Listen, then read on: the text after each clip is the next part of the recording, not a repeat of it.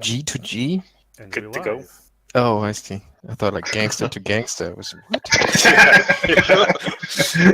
What? That's usually how I talk, Exactly. Yeah. I'm all gangster. Gangster to gangster. Look, I just wanted to talk gangster to gangster right now. Okay? Yeah. Oh my god. All right. So, let me pull up my notes. Last time, you had just another day in Ravengro. Actually, more than one day. But today, the day that we're going to return to in a few moments, was particularly strange. It all started with a faint violin playing a sad song that was carried over into town, as it turns out, from the Restlands.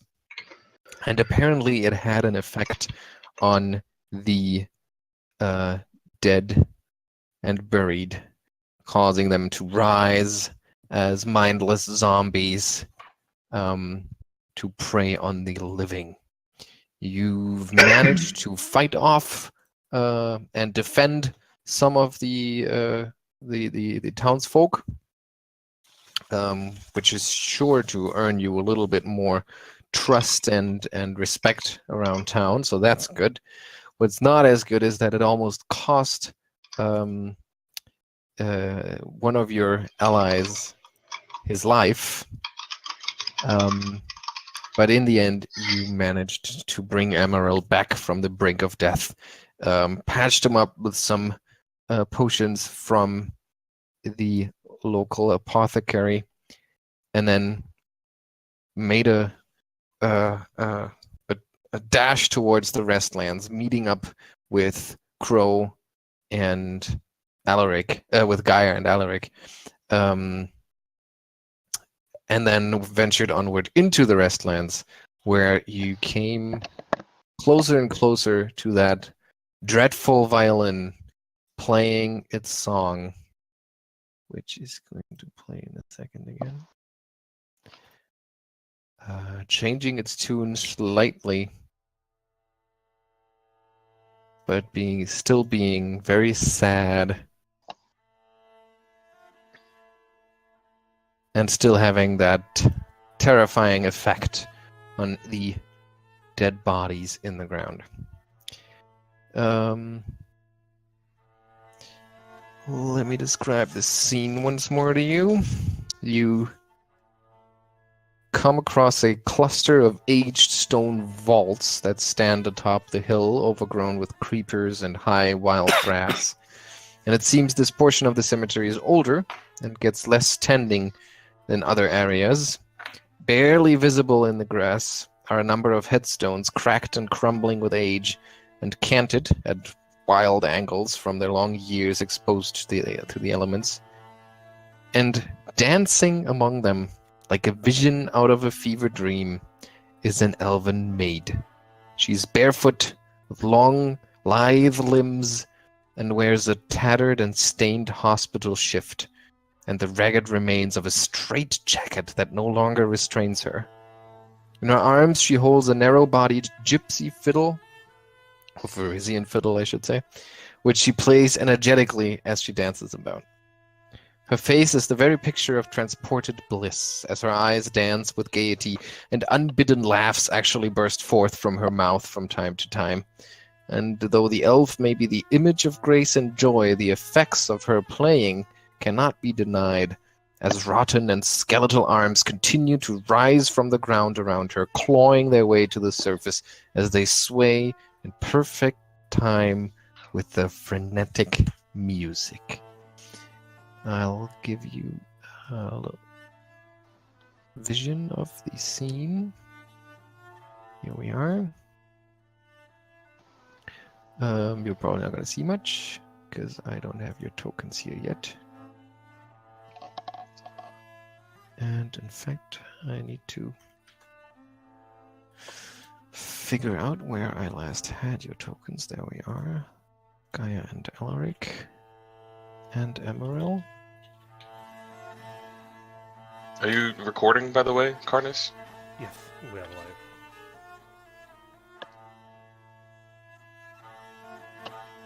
So, and you can move yourself into marching order as you see fit. I don't see anything. Yeah, give me a second. You will soon. Soon enough. I see my token, but everything else is black. Okay, that is because nobody has a light source, but it's not actually nighttime, so I can turn on the global illumination. Here we are. And now you should be able to see everything. Oh, There we go. The scene I was describing to you looks something like this. There she is, that elven maid with her strange Varisian fiddle, animating the bodies of the dead, where her dancing feet touch the ground. We'll move right into initiative because I doubt that this is going to end with negotiations.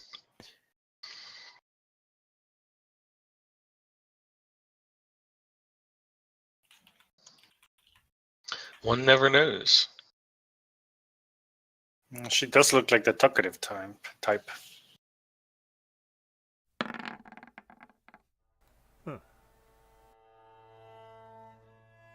Um,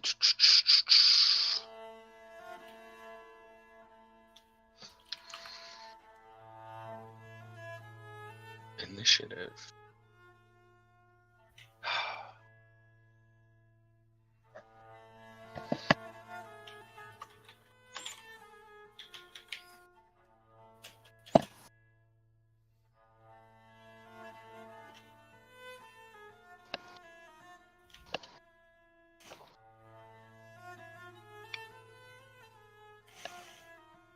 Okay, almost all of my skeletons are in. Okay, everybody's in. Emaәрel, Dr. Geier. Nope, I'm missing some people. Crow's not in there. I'm in.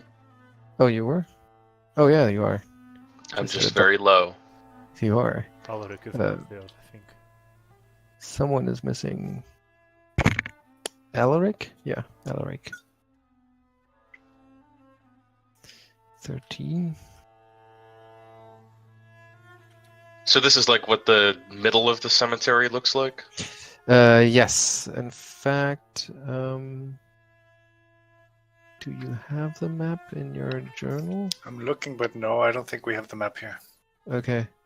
Well, I can show it to you before we get into the encounter. We have like all the map locations, but no map itself. So here's the Restlands. So it's right in the middle. So exactly, it's right smack in the middle of it. And like I said, it looks older than all the rest of the Restlands. And the headstones look more weathered and aged. Okay, back to the scene. Yeah, it's a terrifying scene. It's horrifying to watch those bodies dig themselves up from their resting places, and that with astonishing speed to boot. So one of the skeletons actually gets to move first. It uses its move action to claw itself up and then into an upright position, and then it turns around, it sees you, grins at you with the frozen expression that only a skull can make, and then with clicking footsteps makes its way over towards you. Doctor. Your turn. What to do, what to do?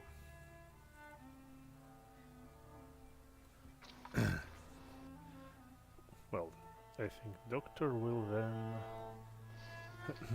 think hell, there is a lot of various undead in there. Well, yeah, I think he will just try to blow them up. So he will pass Emaírel for a move action and, well, toss a bomb.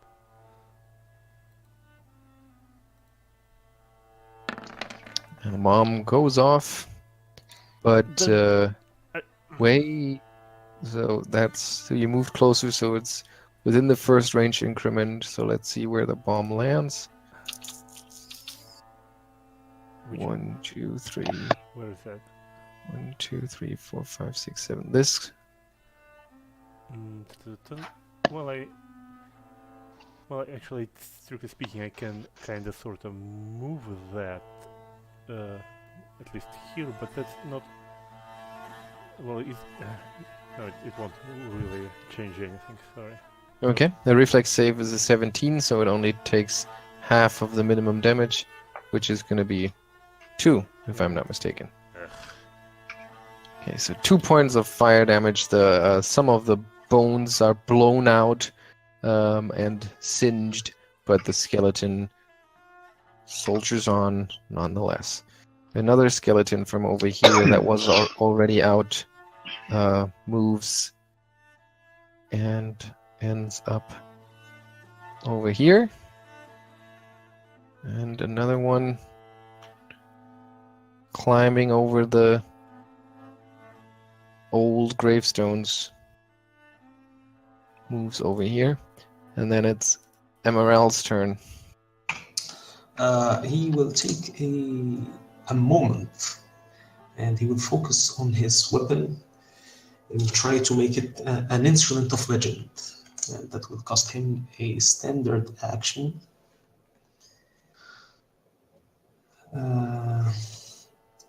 And then he is going to move over there. Mm-hmm. And that's it. Weapon drawn or anything? Yeah. Okay.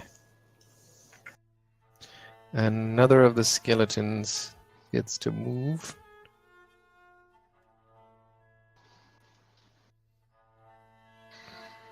And moves all the way over here to meet Emaírel. About to launch himself at him and claw at his face. Geier. Geier hefts his shovel, well used, and grumbles. Damn bloody undead won't stay in their place. I guess I'll have to put them back. And shuffles along. And that's one for a move action. And then not much for waiting. He'll do another move action to kind of flank them.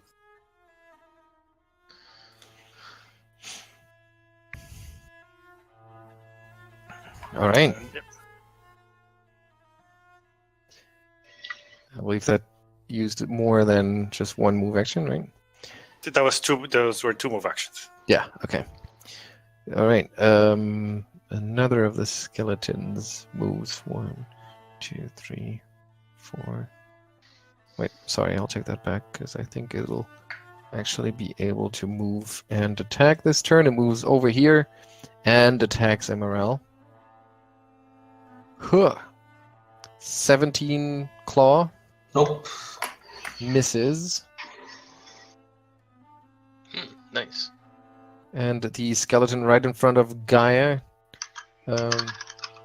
jumps at his face. 9 and 14 to hit. AC 14.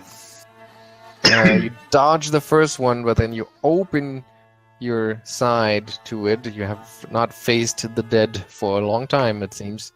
And a deep, deep scratch, 5 points of damage. Opens up. Alaric. Okay, well, Alaric is here in the back. I will move first, as close as I can get to their feet here. Let me see from. Just want to make sure of distances. Okay.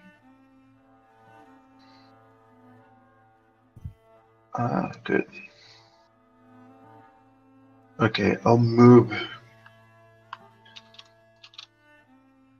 action to this place.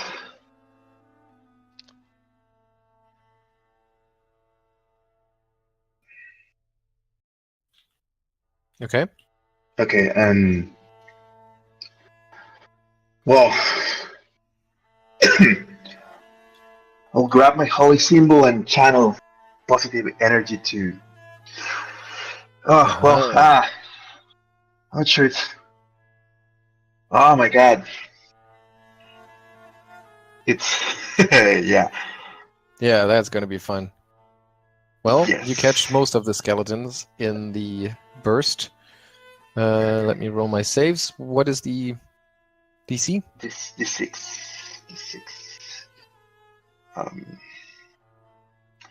And oh, No, what's the DC? oh, my DC. It's wait a second.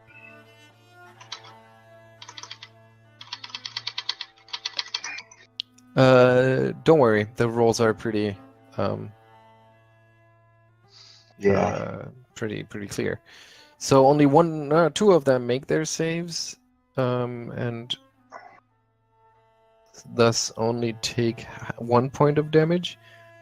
And that was the second last, which is this one, and the second one, which is this one.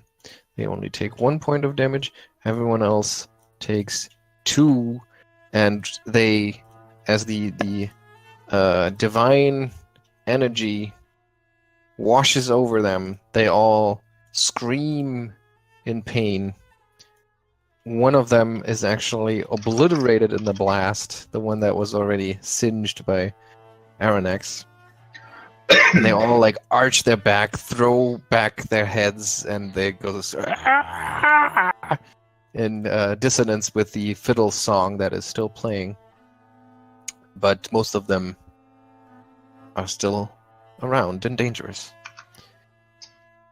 And in fact, one of them was completely unharmed and makes a leap forward to claw at Geier. And another deep gash, 4 points of damage. Crow, you see Geier taking a beating up there. Yeah, well, Crow has to take a moment to put the stock of his blunderbuss down and spend a full round action reloading. He's probably got a couple of cracked ribs from that zombie slam earlier, so he's really feeling it. But he goes through and reloads as quickly as he can. All right. This is all too much. This is much too much. You reload.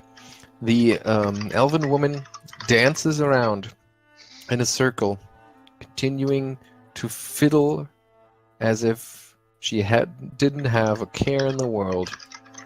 Totally oblivious, it seems, to the battle between living and dead right in front of her. That skeleton has already been destroyed, so Arronax, your turn. So when I target the intersection, it takes it damages only 4 squares, like this, right? Correct. I think we'll have to save gear for now.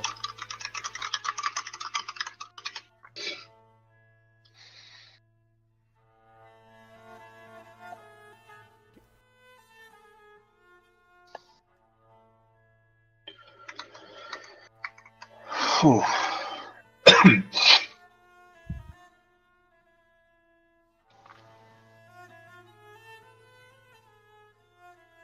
And he will... Oh, I mean, I can't unfortunately target empty square with my effects. but- Okay. When you Well, I- moved yeah. through here and left that square, you actually provoked an attack of opportunity from the Strictly- skeleton. Well, okay. Strictly speaking, I don't have to move through that, but if I did, then well, Yeah, I'm pretty sure you did. Like I said, I wasn't sure if that was on purpose. Of course, you can move through Alaric Square just as well. well, never mind. Since I moved through that already, so let's try Okay. to go with it. I mean, So the skeleton kind of, ouch. in passing, That's like cuts half your of my back. Hit, half of my hit points are gone. No. Yeah, and that would be dexterity. 21 to hit. Yeah, that's, That one, yep. yeah. That one is immediately destroyed by the blast. Does Gaia get No. affected? No. I target intersection, so they get 5 Oh. points of damage each. Okay. That means both of them are actually blasted. Yes, that's why I'm doing this. Oh, wait, Nice. No, wait. That was 2 Oh. early because they both get saves and then they are blasted. And my DC Yeah, is 14. so- A hail of bone and pieces of rotting, burning flesh showers Geier. The skeleton down here moves 1, 2, 3 past his ally and then attacks Emaírel. 9 to hit is gonna miss. The other skeleton. So the skeletons are unarmed, right? Yes. So there's like nothing to pick up from them and use as a weapon. 12. I think that should provoke, right? And now I had already laid out the path, but I was intentionally going this way. Well, that was my intention to go this way. So it's only the one attack for Clever skeleton. 12 to hit.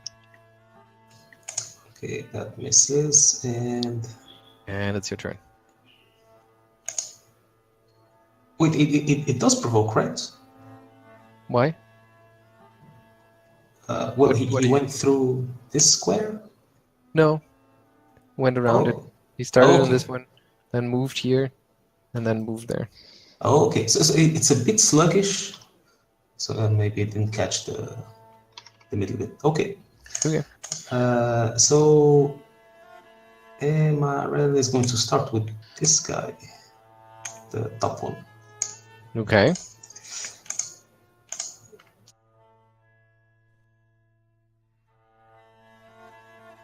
That's a +1 weapon now, in case that matters.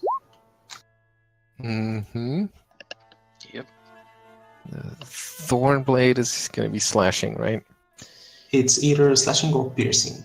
Okay. which- Well, you do realize that neither is really helpful against the skeletons as you hit it, but your blow has so much force on impact that you just shatter the brittle bones into many, many tiny little pieces. And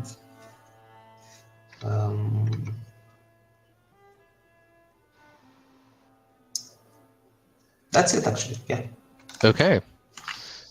So that skeleton right in front of you gets a full attack, and oh, that's not a critical, so only 5 points of damage and an 11 to hit. The 11 misses. And it really seems to be out for blood. Gaia?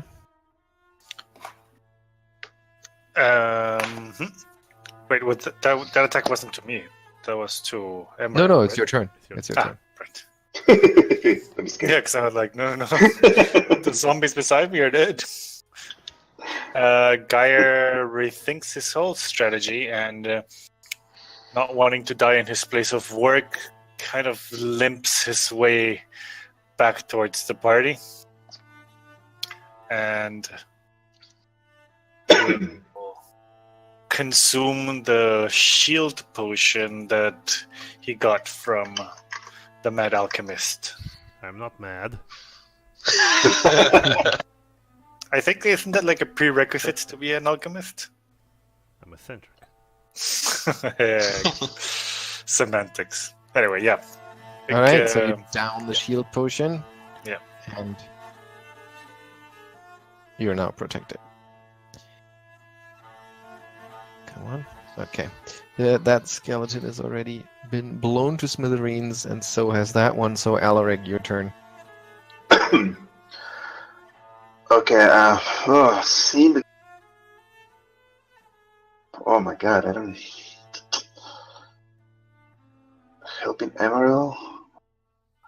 Well, I think the Geier and Crow are a little bit far from these undead, so I think I will take care of them a bit later. So I'll move a little bit back in the middle and channel the positive energy to try to kill these three remaining undead. All right. You invoke the power of your god once more, and as they try to withstand its might, only one of them succeeds. So you can roll the d6. Do we see what the holy symbol looks like? It's like a wheel. Well, it's... I don't know if you're looking at it.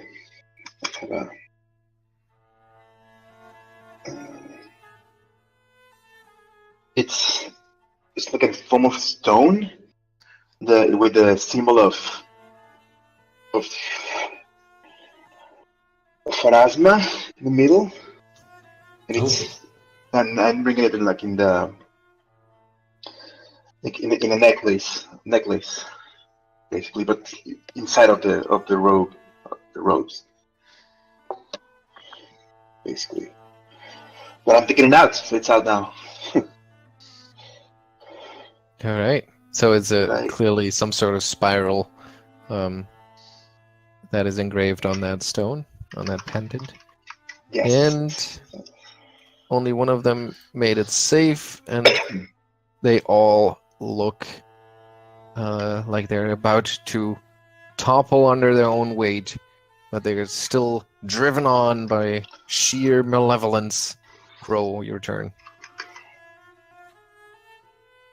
Oh, didn't one of them have a turn before me or not? Yeah, No. No? It's dead. It's Everyone's dead. Oh, okay. they're all dead. Only the ones Okay. that are alive have already moved. Alright. Crow will rush up then. 5, 10, 20, and he'll shout,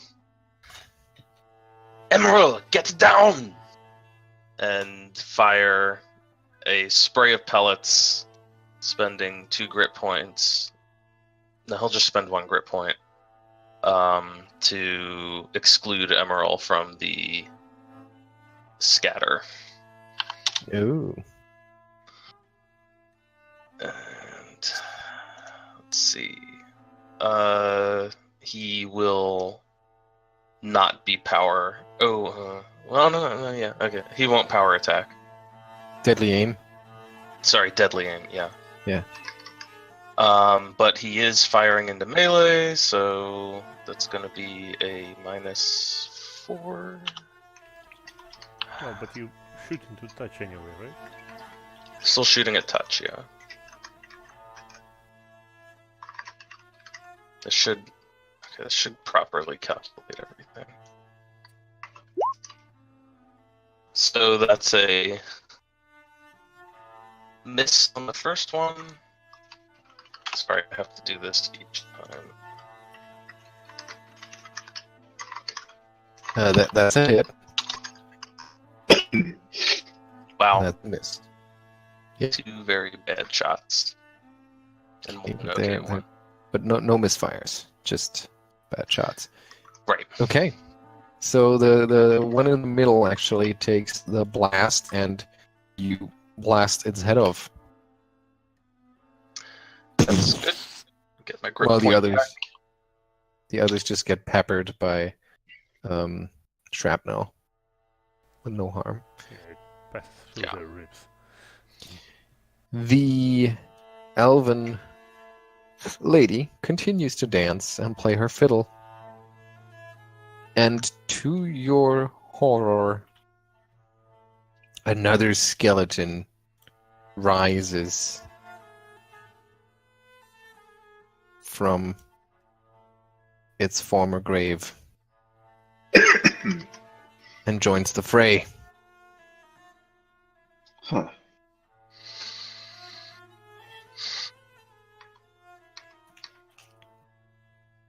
And its turn comes up, and it moves to take the place of one of its fallen friends and attacks Emaírel with a single claw. 16 to hit for 5. Miss. And Emaírel once again with Elven Elegance dodges, I assume. Yeah. And the doctor. So, I'm sorry.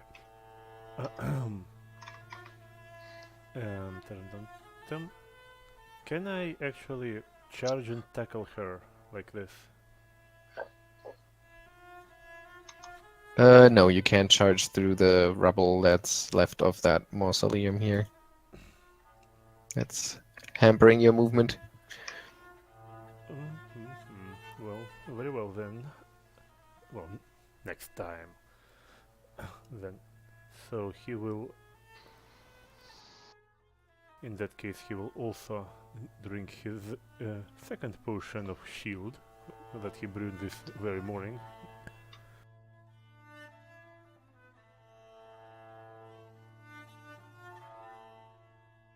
Okay. This. And he will try to distract her. All right. I suppose I can move a little bit, right? After Well, that. you produced the potion and you drank it because it's not an extract, right? It's a potion. Mhm. Yeah, so that takes your full Ah. turn. You could still move because you can move and get the potion out, but other than that, So yeah, he will move about here, like pushing the skeleton remains away. Okay. And he will, well, yell at her and try to attract her attention. all right. Like, And you notice that you did well not to charge her because where the skeletons dug themselves out of the ground, there's very unstable ground, little holes that would be easy to fall into, and they are fairly hidden in the tall grass of that cemetery hill. The skeleton down here, on its last legs, but still full of evil wrath, attacks Emaírel with 2 quick strikes of its claws, but only the 17 Nope. That is has one a chance to hit and still misses. And instead Emaírel retaliates. Yep. Try to he will try to attack with expertise.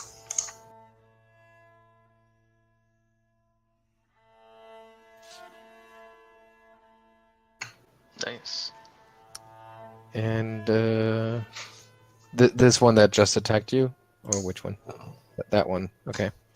Yeah, so with great elegance, you bring the Thornblade around in a wide swing, and again, just through the sheer force of the blow, the rotten bones crumble and break.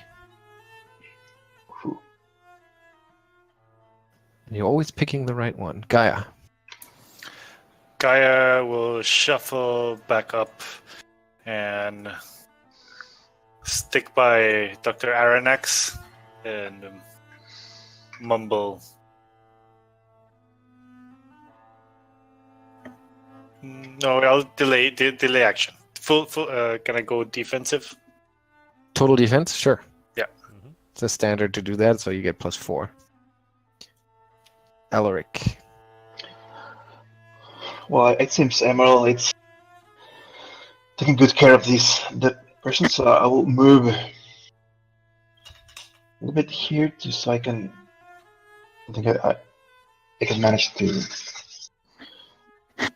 everyone and channel positive energy to cure all my party Okay.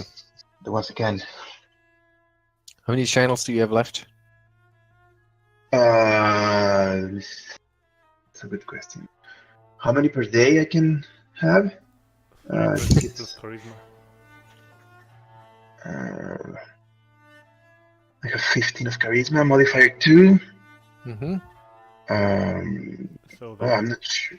So that probably is your last, since you channeled once when they're outside of the map to get rid of the skeleton. Yeah, I channeled once.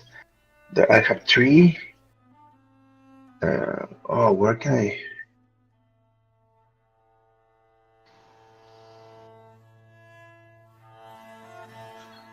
Where can I see how many? You have a total of 5 channels per day. You Okay. just channeled 2 times. You channeled once off map. Yes, I have 2 more. That's 3 total, so you have 2 more. And now you're using one of those, right? Okay, yes. Okay. They need it. All right. So you can roll the d6 to heal. Oh. All right. So everyone Okay. gets 4 hit points back. Okay.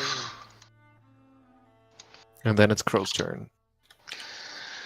Crow is gonna 5-foot step back over here and full round action reload another set of pellets.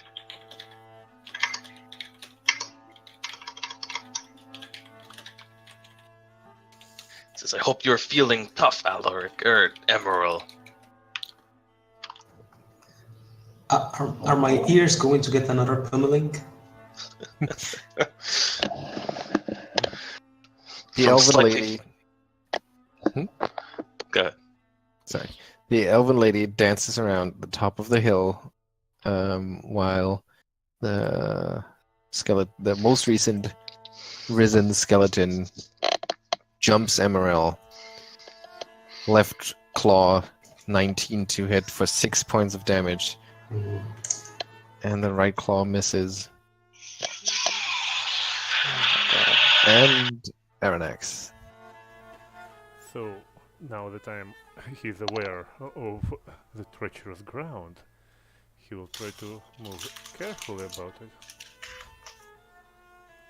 Right, tits, and he will try to grapple her then. Okay. So my combat maneuver bonus is 0. Mm-hmm. She still seems to be entirely oblivious of you or your attempt to grab her, but she just through her dancing, she elegantly avoids your attempt. Well, it's not exactly in Doctor's habit to just grab women out of the blue, so yeah, it takes a little practice, I think. Mm-hmm. The second skeleton harassing Emaírel fails to strike him with both claws, and then it's Emaírel's turn. And he will attack that last one again. Mm-hmm. Maintaining his combat expertise. Mm-hmm. And another elegant, carefully timed swing that crushes the skeleton. And he'll take a 5-foot step over here. Okay.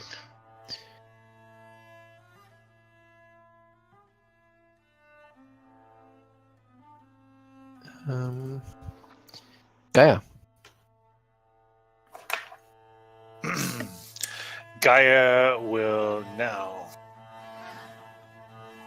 try to dampen the music a little bit. Dragging the shovel along the floor, and as he approaches the fiddler, he'll bring it down on her head. 12. 12 to hit. And once again, it's not that she seems to be actively trying to dodge or avoid, but she just moves exactly in the right moment to just kind of escape your attack. Alaric.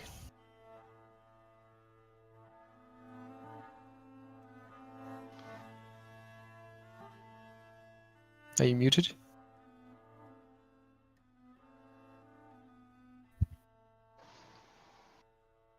Yep, he's muted and he can't hear us.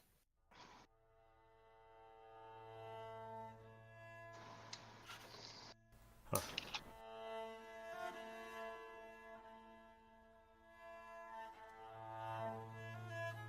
That's weird.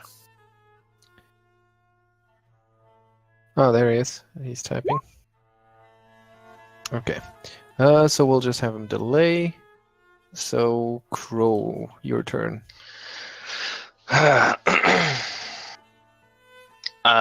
Crow will take aim with the blunderbuss and fire with focused aim. Alright. And the thing's no longer in melee.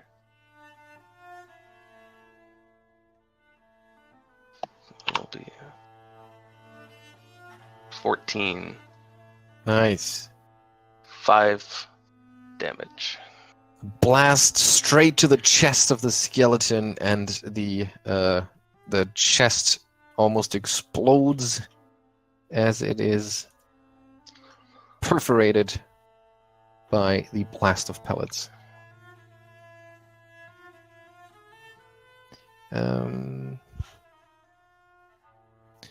Well, I'll just let her do her thing first.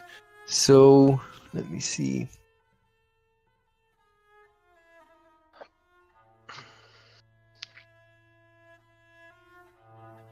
Yeah, she moves out of that square, dancing, playing the fiddle. Yeah, can we So that can provokes. we try to grapple Absolutely. her? Absolutely. Grapple. Provokes. That's not enough. Oh, wait, it is. Hmm. So you grab her. Like so, he like stop right there, lady.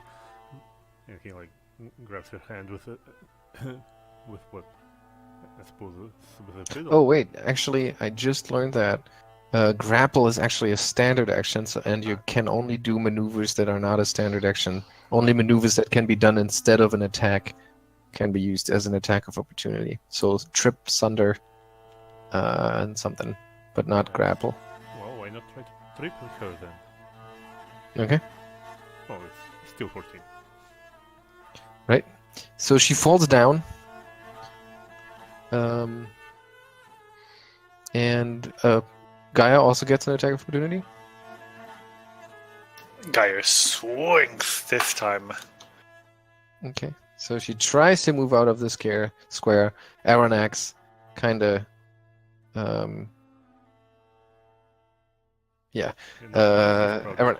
pulls the legs out from under her. She falls down, still playing the fiddle, and then Geier brings down the shovel hard. Bam! Knocking her out cold. To the mud with you! That was very rude, Geier. I mean, that's the lady that we have here. Does the music stop? The music stops. Blink!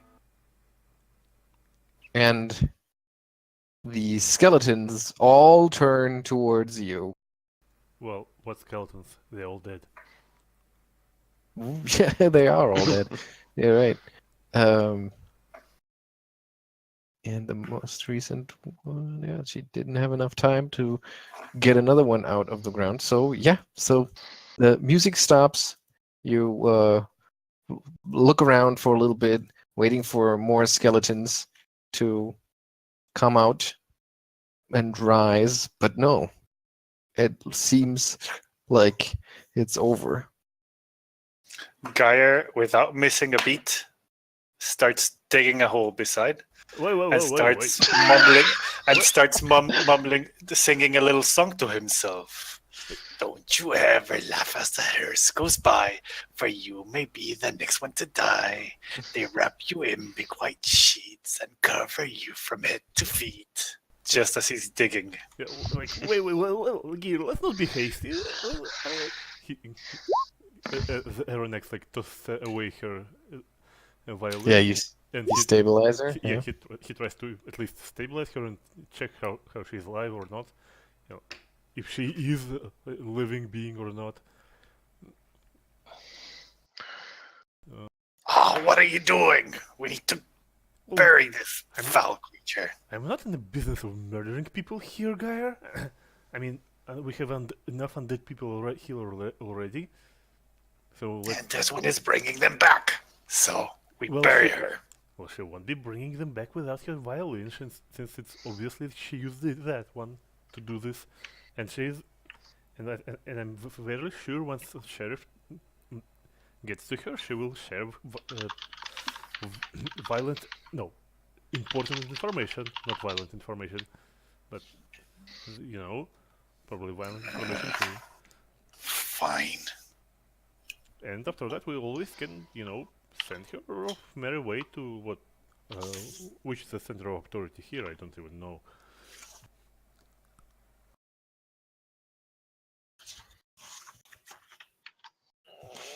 Wait, what was that last bit? Sorry. Well, Arronax says that if she will be unforthcoming, they always can, send her away to some city center to face proper judgment, or leave her at the mercy of sheriff. Or something like that. Alright. I mean, we're not barbarians after all. So it's not exactly prudent to do vigilante justice around here. We're guests after all in this village.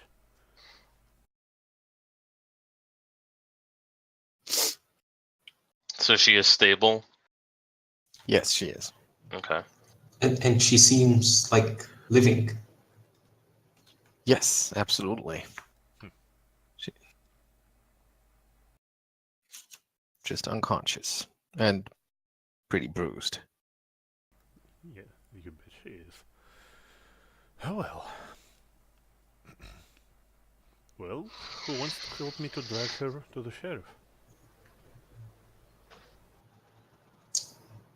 I guess we should do that, yeah.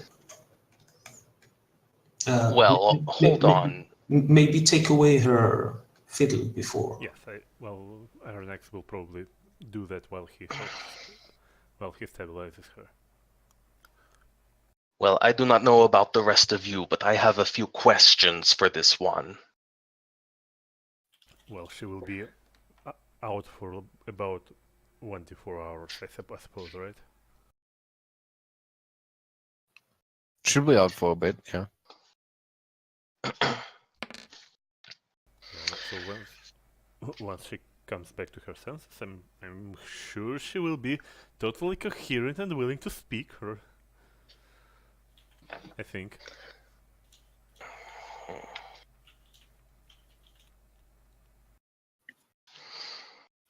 Very well, I suppose we can wait.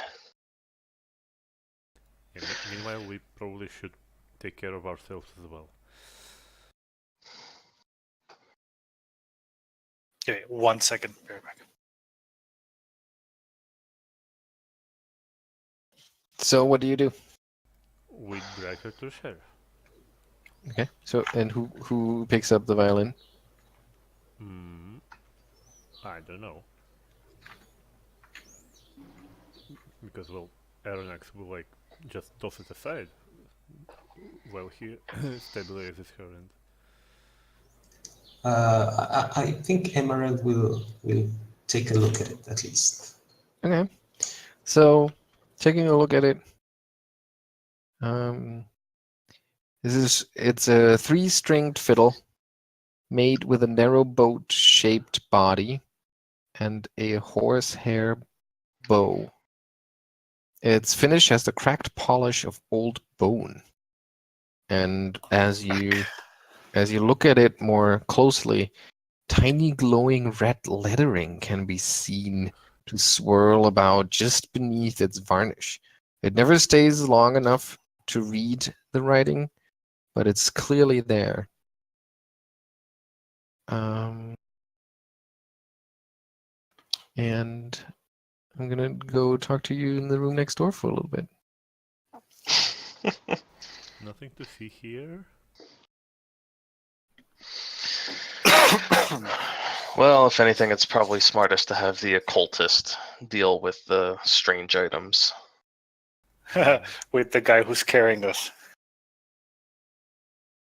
Yeah.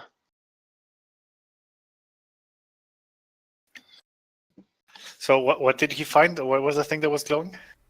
The fiddle.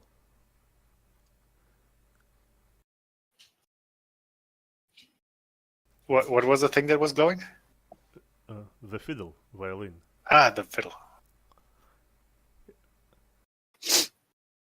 So yeah, just in case we'll might have a need to knock him out too.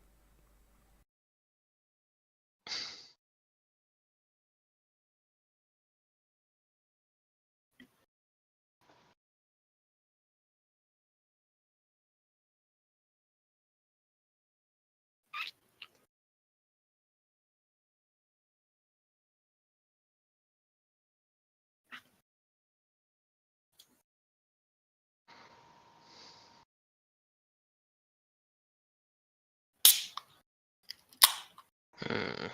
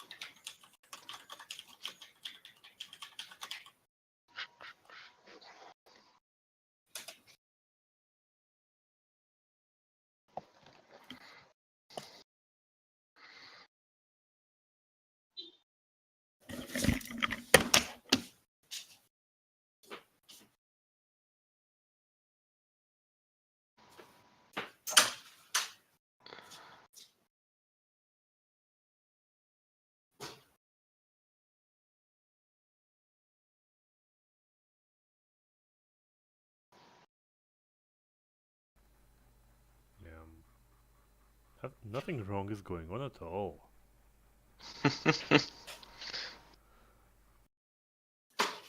is the normal sort of you picked up an item recap that you get.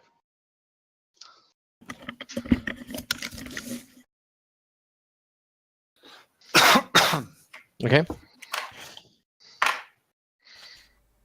Does his eyes glow red or something? I don't think so. No.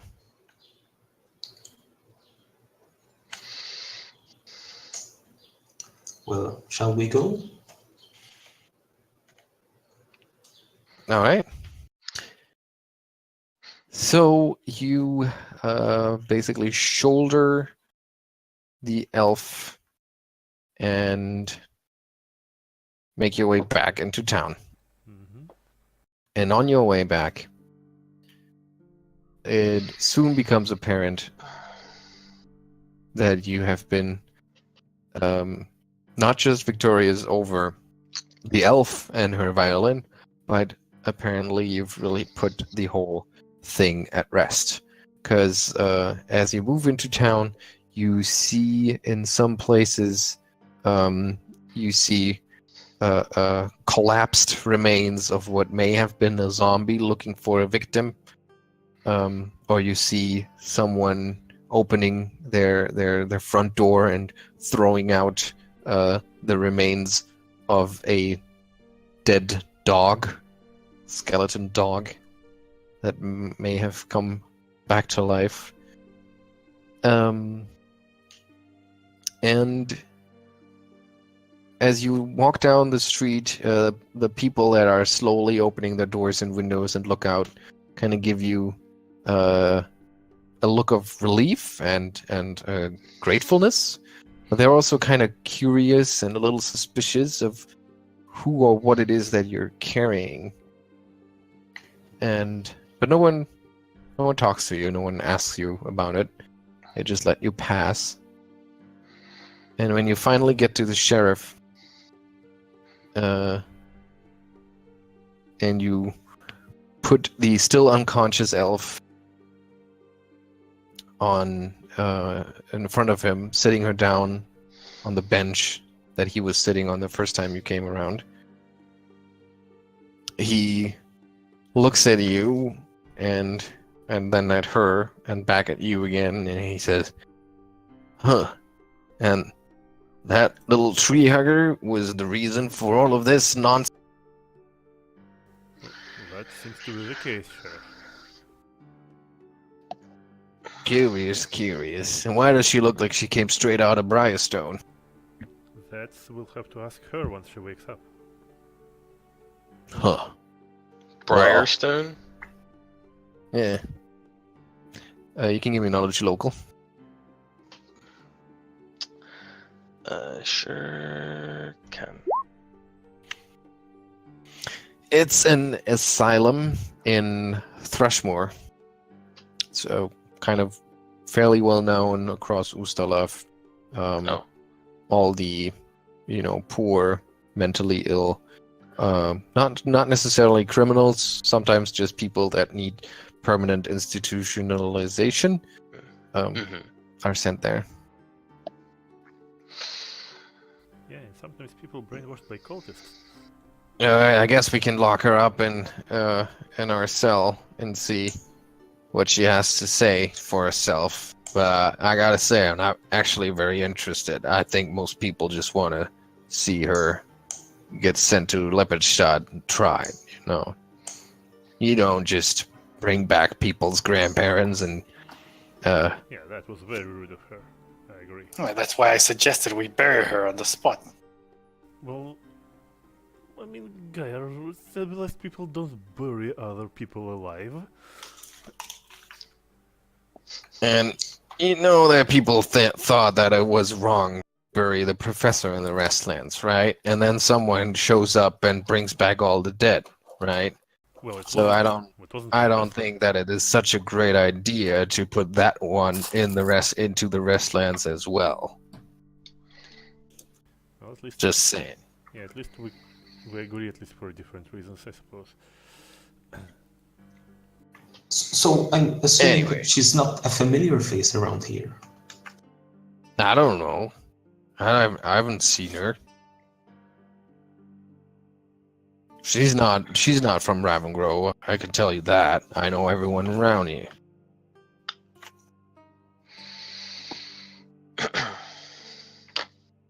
But I can take her off her hands. Just bring her inside. We'll lock her up. She seems stable enough.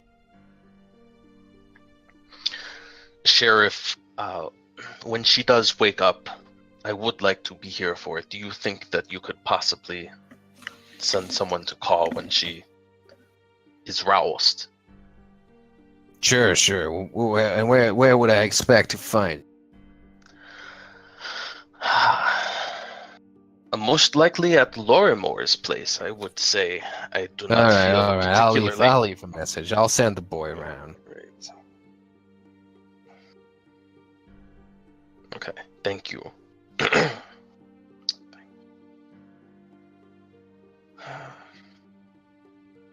All right. So he takes her in, or you carry her inside. He locks her up, and he stays inside with her. Well, okay.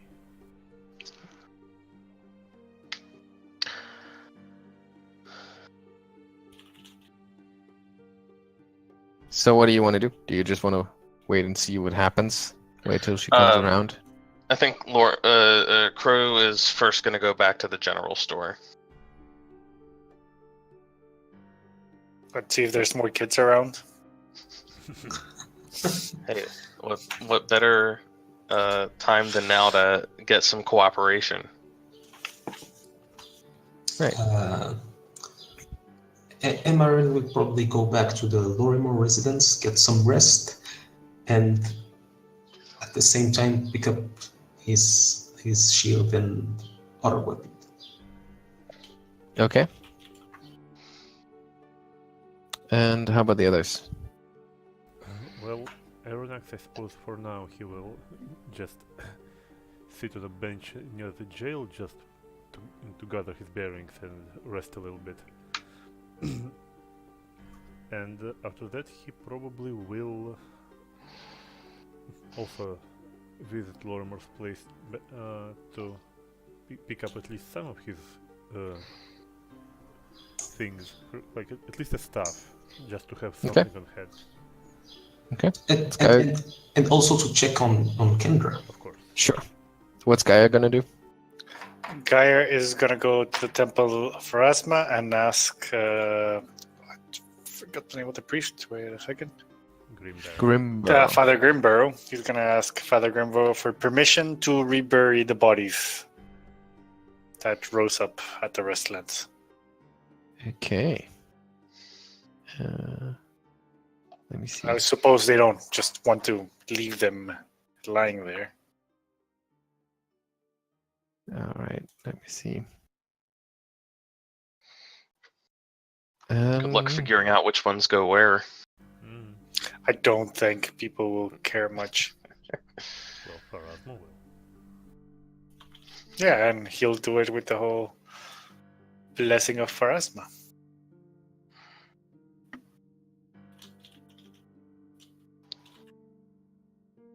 Okay. So let me figure out some bookkeeping here first. Because you definitely earned some trust. And I have to figure out how much.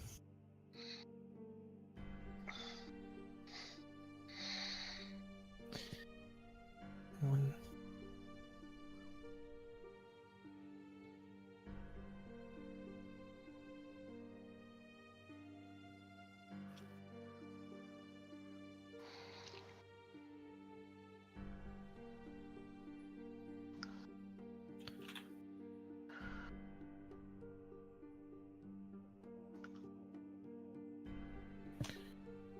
Okay. Just another second.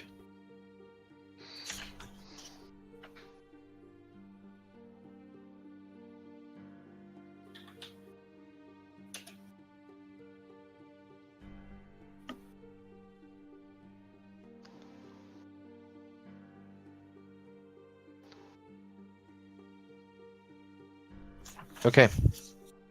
All right. So,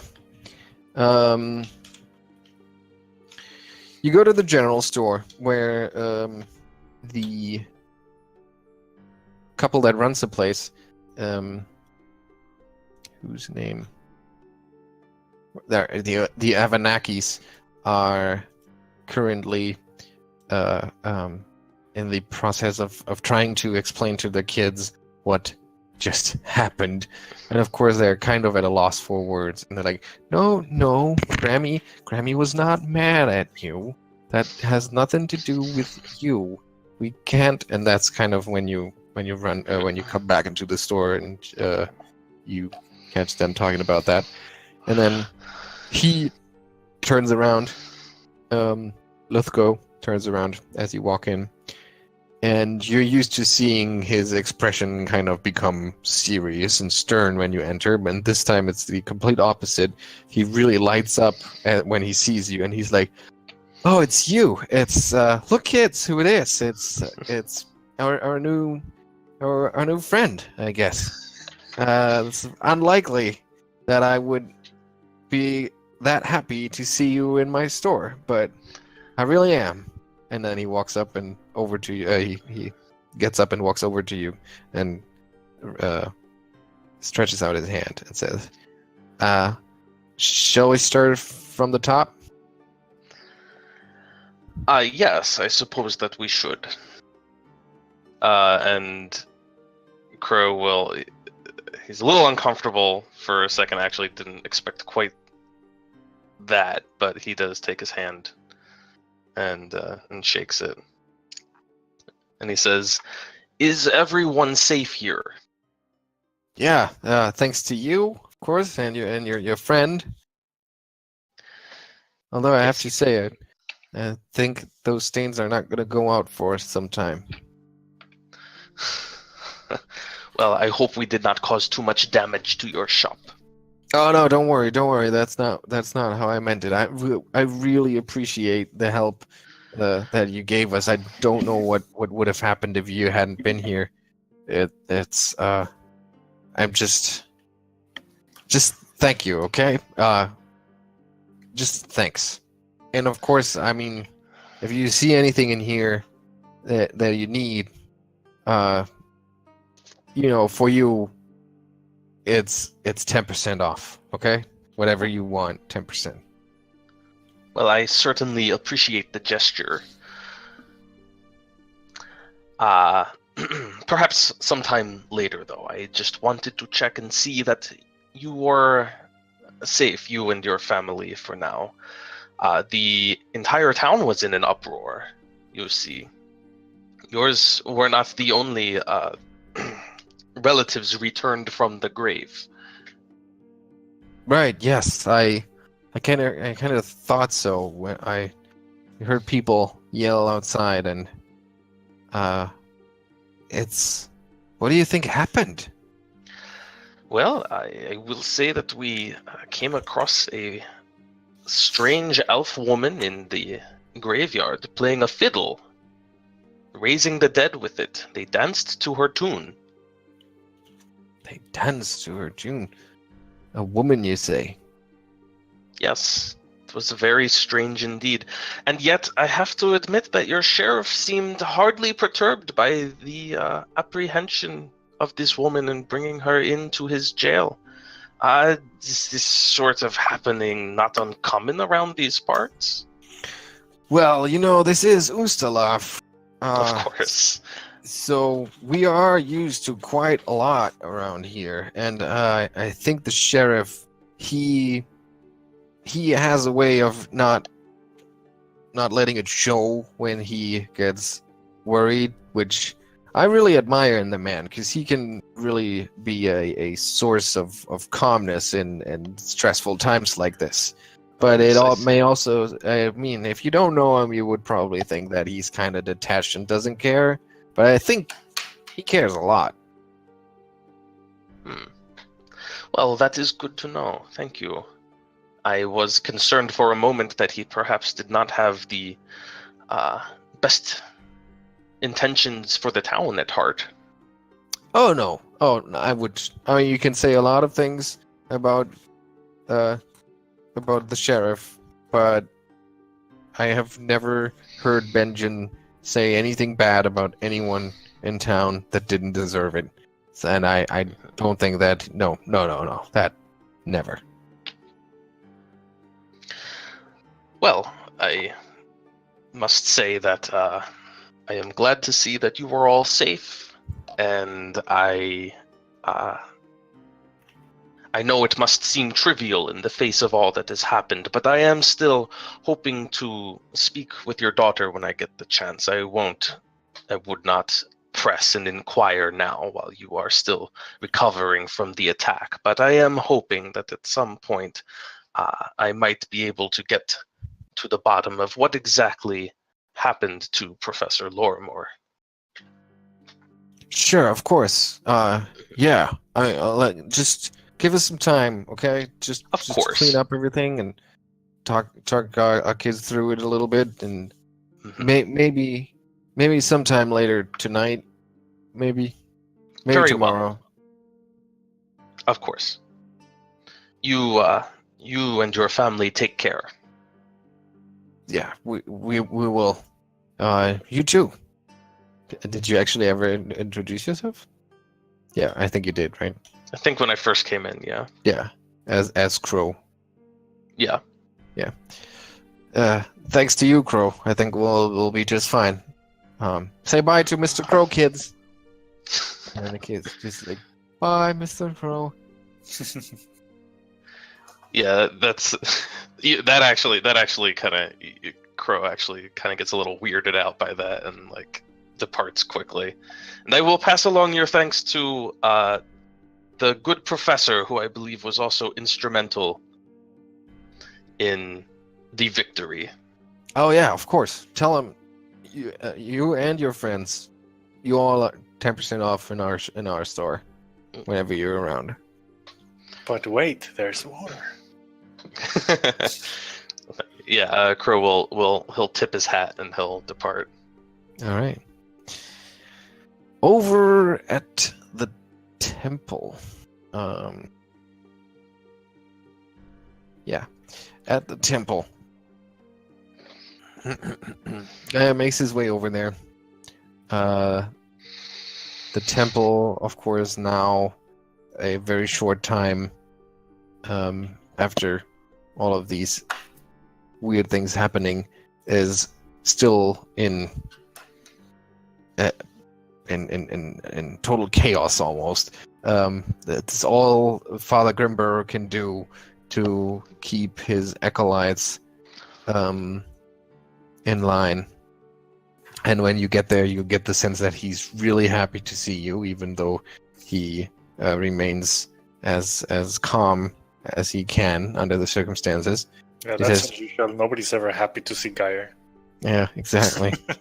So he goes, it's our our very capable new friend, I see.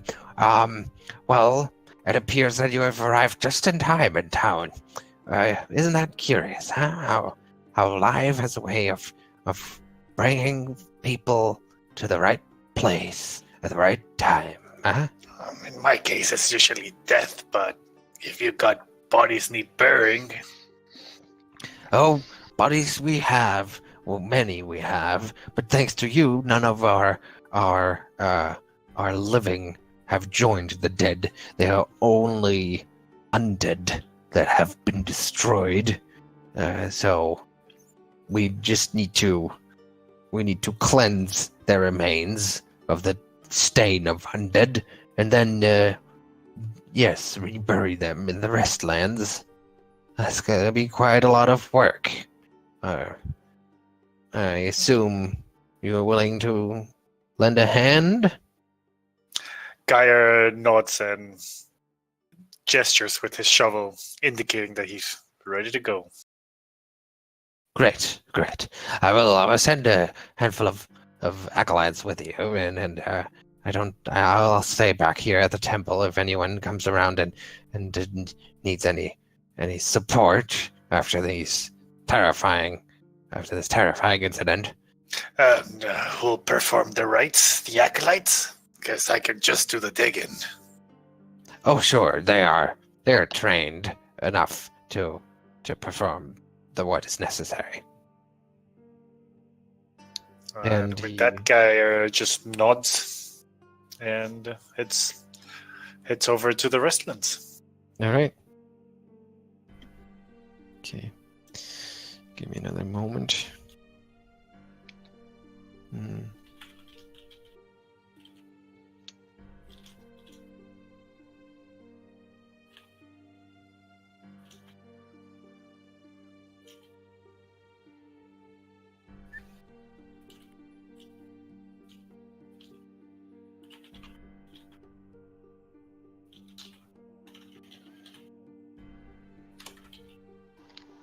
Okay, so that's going to take quite some time. And I'll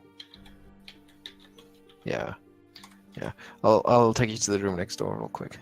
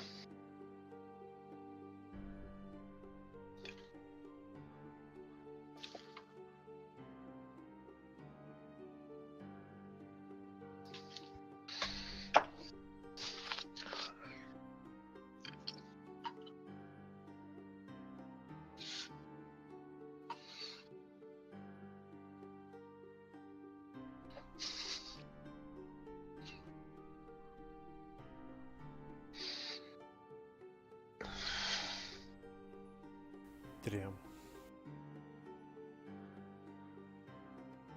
No.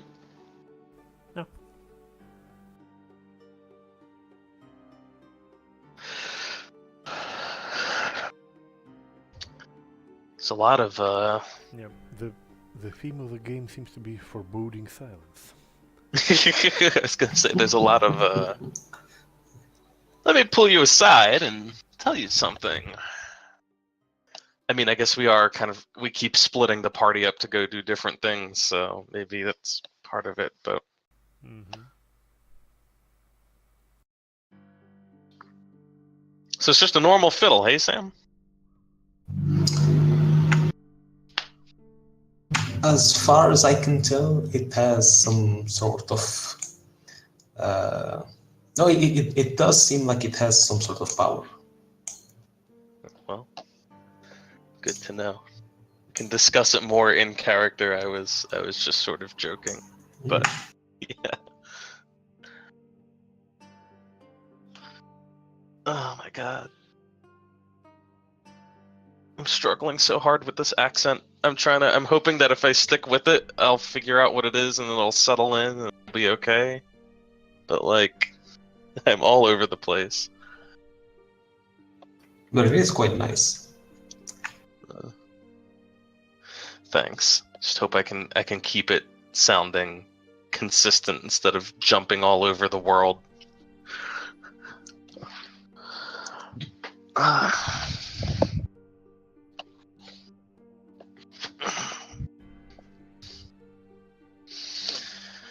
gonna start just saying random things in that voice in between games, just whenever I'm not around to embarrass myself in front of people.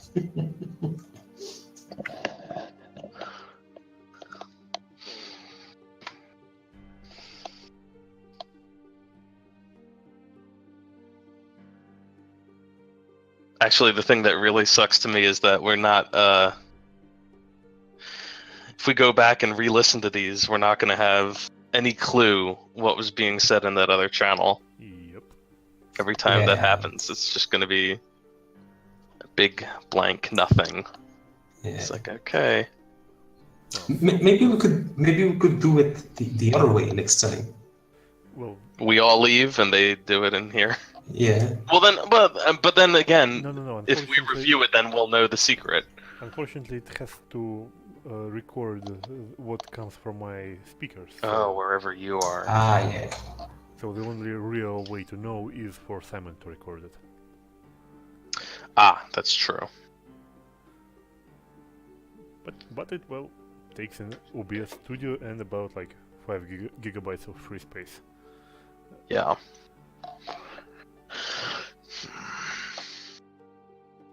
And we're missing other Handro. He's still with his boss or doing work. He was summoned. Yeah. I think so. He's muted in the channel, so. Well, at least now it's downtime, so he isn't losing much. So is the Thorn Blade your main weapon? Not long term. I think it's just that it's what I have on me at the moment, and that's it. All right, back at the Lorimore place, Aroden and Emaírel try to get some rest, and they find Kendra, who is kind of taken down the barricades, if you will, because she had started to close all the windows, lock all the doors, and dig in. But she's realized that this is over now, and she's happy to see you, and she says, "Oh, I'm so glad nothing happened to you." And then you tell your story. Yeah, well, I wouldn't say that nothing happened to us. Yeah. And you tell your story, and she's amazed by it. And she just sits there, mouth wide open, eyes wide open, listening to you tell that story of that dancing elven woman with a fiddle and those graceful movements at the top of the hill of the cemetery. And then she kind of falls silent for a little bit. And she says, I think I read about that somewhere. Huh? And she gets up and moves over to the professor's study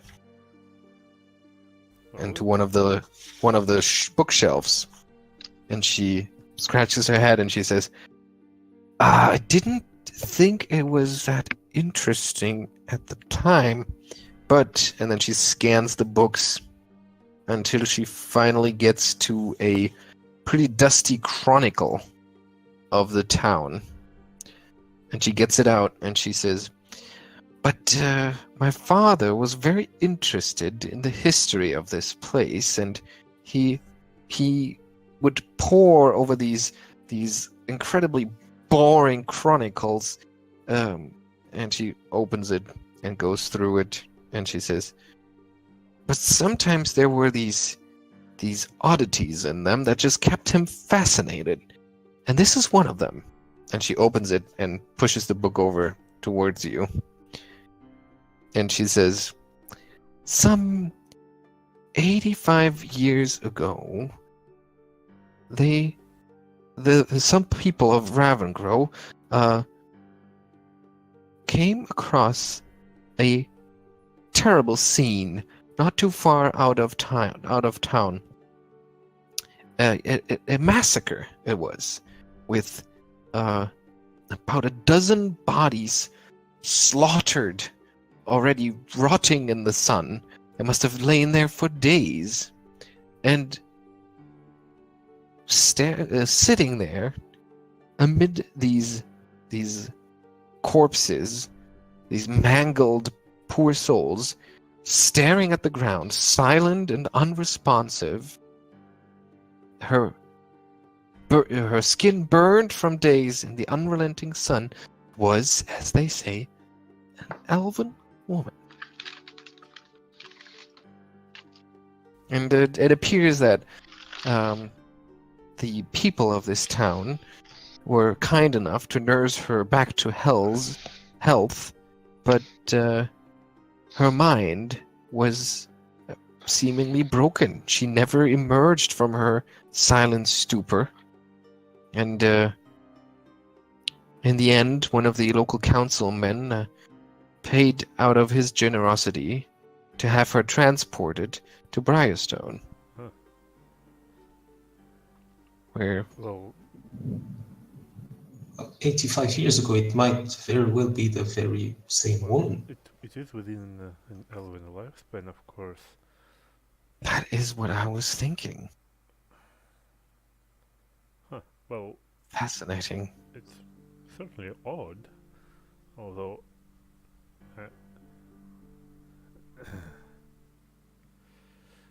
well, hopefully once she comes to her senses, we might get some answers from herself, if we are lucky. Of course, if it just so happens to be the same woman, she probably will remain in her fugue state. Well, Possibly, yes. That poor soul. well, I must admit that even though I'm not keen on like on sweet judgment, well, she did a lot to deplete my reserves of compassion towards her, with all you know, summoning a horde of undead.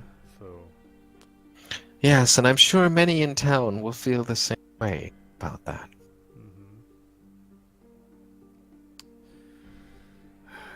Meanwhile, I think from this point on I will have to be more serious about going around this place and actually prepare my extracts every morning and something extra on top of that. And yeah, and meanwhile he will go through his own stuff, like shove some crossbow bolts in his boot just to have them handy, and pick up the staff. Mm-hmm. At some point, Crow is going to return or rejoin the group, I would assume. Yeah. So you find them, at least Emaírel and Kendra, in the professor's study, and a dusty chronicle in front of them. And I guess we seeing- will relay to him the discovery of her possible identity. Well, that is very interesting, but I'm afraid it does little to explain this fiddle that you found. Don't suppose you happen to have come across any information on that?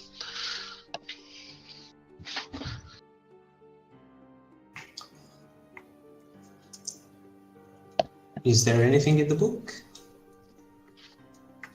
Well, the town chronic, it's not very detailed about everything. It basically just lists the arrival of the woman and the fact that there was this massacre just out of town. It does not mention any sort of musical instrument, though. Forgive me if I am not very sympathetic, but it seems to me that anyone who is capable of acquiring something with this sort of power, or perhaps it is she herself who holds the power, I do not know, but seem to be more to me than the random actions of a lunatic. One does not simply stumble across something like this.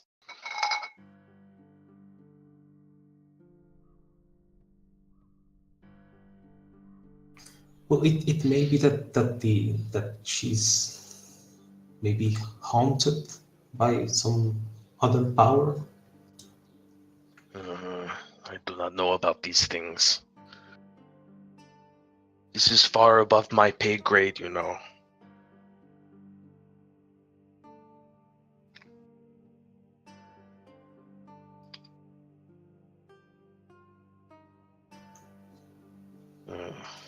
Well, we'll see if she has anything to say when she gets back.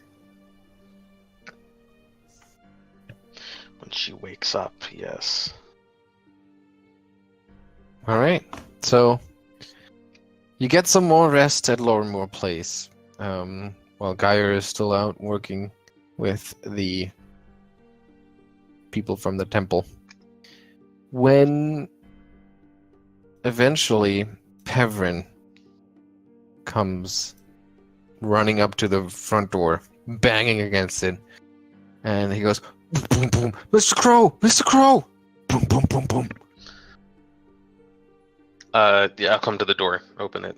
You open the door, and before you can even say what's going on, it bursts out of him. And he says, "The elf lady, the one that caused all the trouble.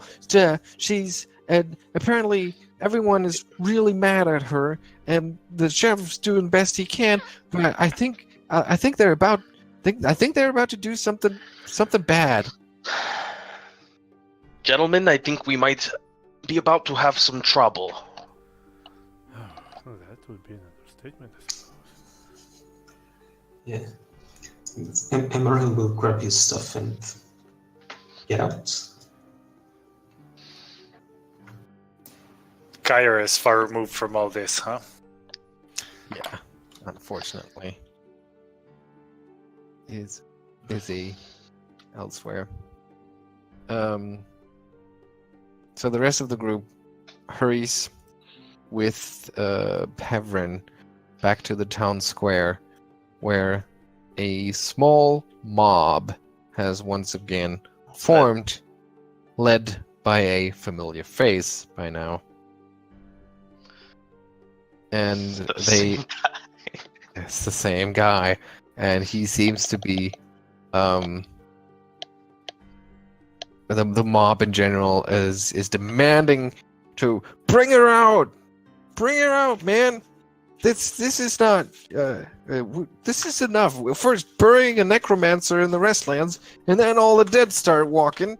This is just what do you think this is all just coincidence, Benjamin? Come on, you're not stupid. And the sheriff goes, I don't care what you think. This is going to go through the proper channels. We're going to hand her over to Lippstadt, and she's going to be tried and convicted. And then this justice will be served. And the other guy yells out again, Justice? We could serve justice right here. Just bring her out, and we'll have her dangling from that gazebo over there.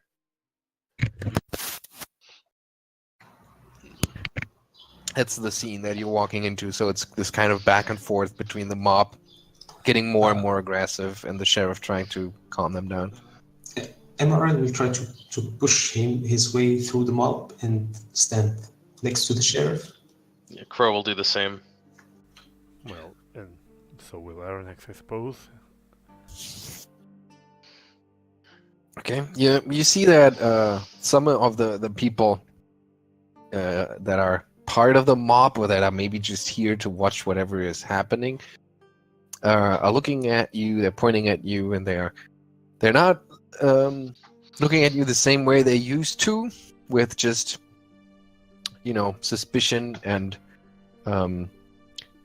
general distrust, but they are more looking at you like, oh, look, it's those guys. They say they found her. They saved all of our butts around here, and that just your presence alone, stepping up and siding with the sheriff makes a big difference. But there's still this core of people that are angry and upset that have formed around the main guy that still wants something to be done.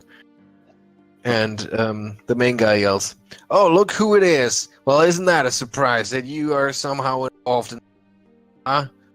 Well, you got what you wanted with the professor, and now we'll get what we want with that devil woman." Crow will step up to him very calmly and say, "I am sorry, my friend, but I'm afraid that I was never able to make your acquaintance before. What is your name?" My name? I'm not your friend. I'm Gibbs Heffiness. And I'm from here, not like you. Gibbs Heffiness? Gibbs Heffiness. My goodness. Give me a moment to commit that to memory.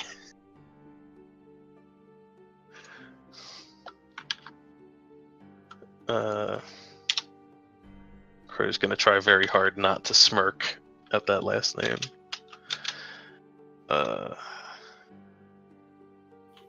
He is angry mob leader.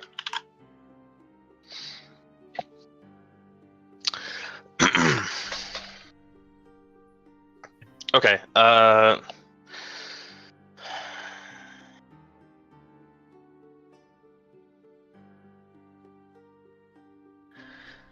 telling you, Sheriff, if you want to have those out-of-towners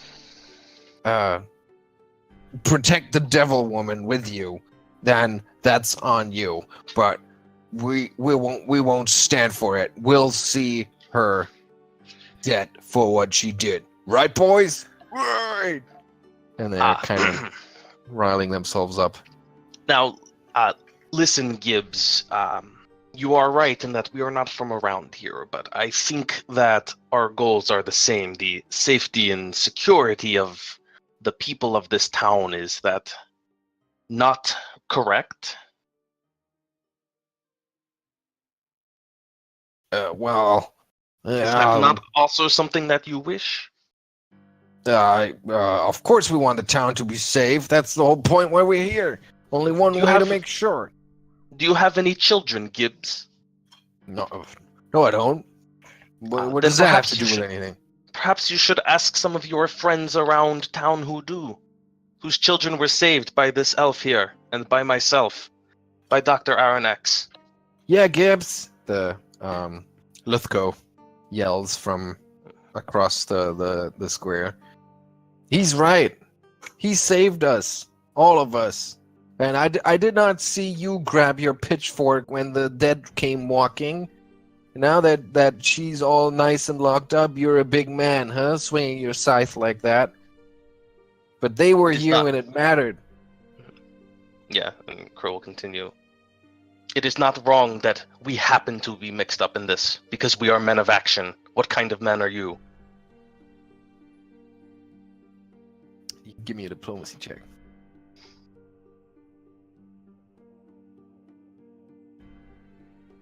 Diplomacy. Nice. That's And good. yeah, the crowd is really. I mean, Gibbs is not swayed by you. He plain doesn't like you. That's obvious. That's but the fine. rest of the crowd is really, before they were just onlookers, and now they are all, or most of them, are getting behind Hugh and actively voicing that. And they're saying, "Yeah, Gibbs. I mean, knock it off, guys. The sheriff knows how to handle this. We've all been through a lot today, and I think we've seen enough blood and all of that kind of stuff." They say to each other and to the people that are part of the mob, and soon they kind of disperse, put down their farming implements, except for Gibbs, who looks at you one more time, and he grinds his teeth. And then he sneers at you, and he says, "You think you're so clever, huh? Well, one of these days.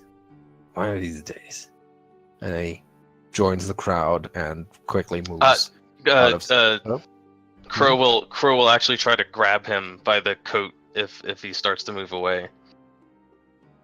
Oh, And he'll pull him close to him, and he'll look him in the face, and he goes, "I don't need to be clever to beat the likes of you.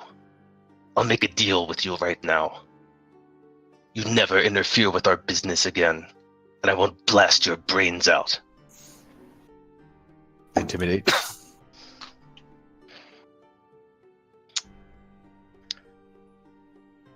Damn.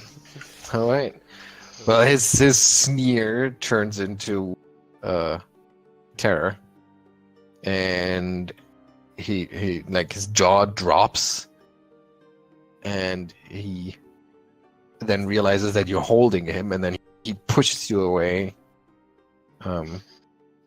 and brushes or straightens his cloak, and he says, all right.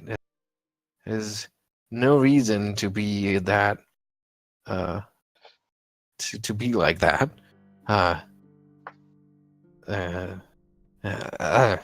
And he just kind of is visibly shaken, by your words, and gets lost.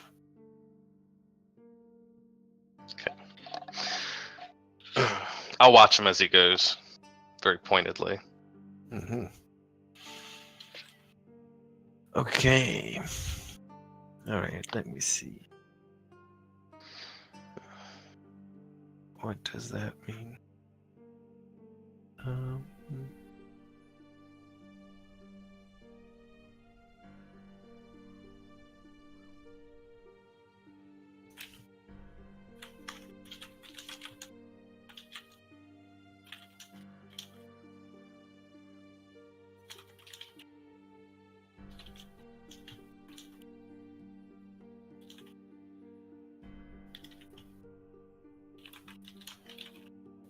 I'll need a minute.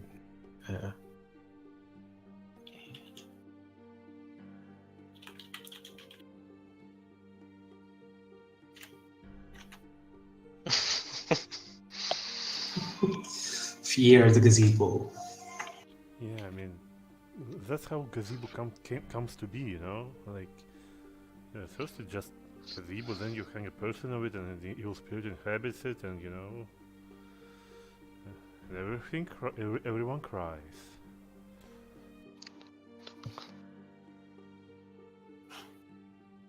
Okay.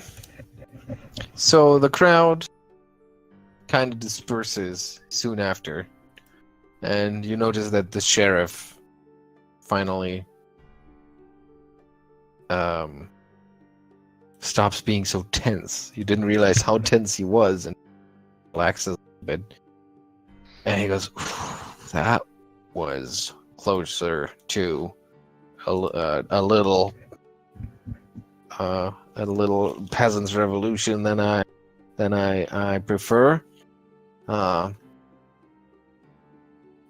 People are really nervous around here. And it's not helping when stuff like this happens. It feels like something's going on, and I don't like it." And he gives you another look, and he says, "And I don't know what place you have in this, but I'm sure we'll learn soon, one way or another. Anyway, the girl's conscious, if you want to call it that, so you can come inside and take a look at her, but I doubt that you'll get much out of her." Well, perhaps with Crow's new supreme diplomatic skills, we might actually do something. But let's go in.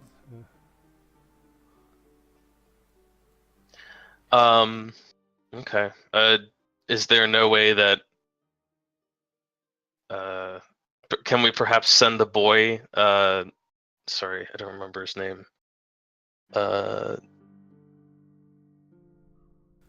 Was that the Pevrin? Yeah. Could we maybe send Pevrin to summon Geier? Yeah. Sure. I'm sure he's around somewhere. Just check the posting polls. And sure enough, you find Pevrin busily updating the extra read all about it on the posting poll about the recent zombie apocalypse. But of course, for you, he quickly runs over to the Restlands to fetch Geier.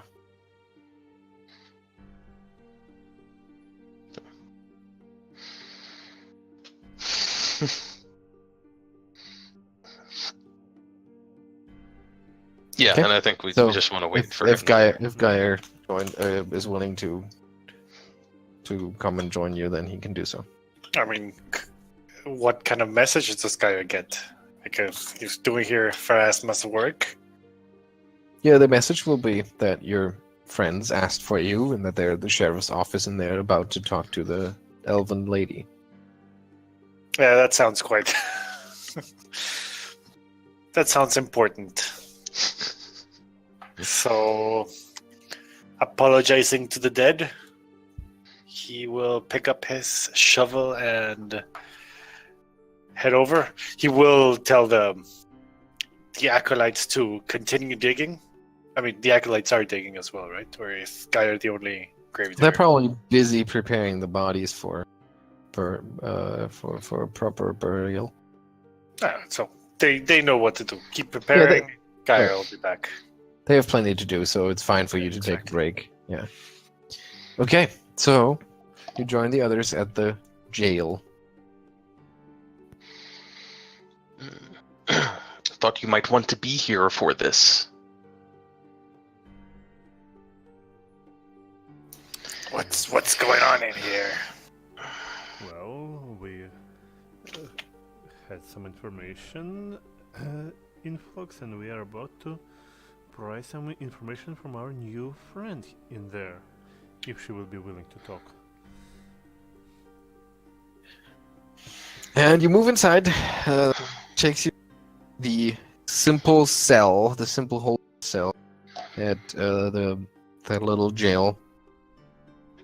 has, and inside there is the elven woman, and she's just sitting in a corner of the cell, rocking back and forth ever so slightly, staring at the floor, not saying a word.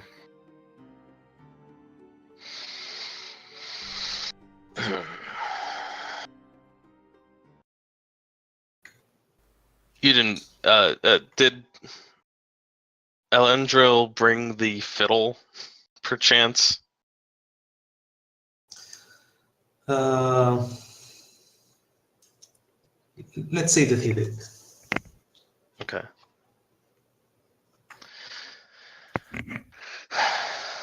Well, does anybody have any particular questions they want to ask, or should I take the lead?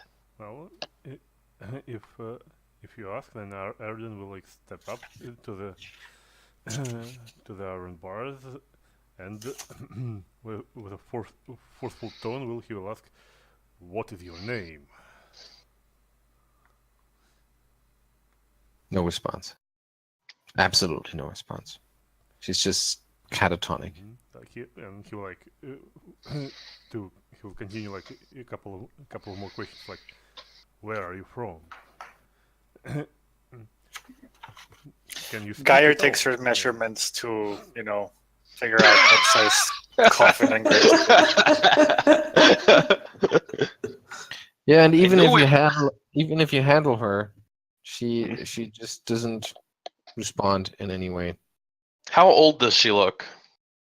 I mean, I know it's hard to tell with an elf, Yeah. but Well, I guess Well, yeah, as an elf, she looks young. mm, I mean, all elves look young. I guess I could try another medicine check, but Emarél will at some point translate Arronax's questions into Elven. actually I can speak Alaric as well. But no, Ah. never mind. I mean, it's a good way to diversify the line of questioning.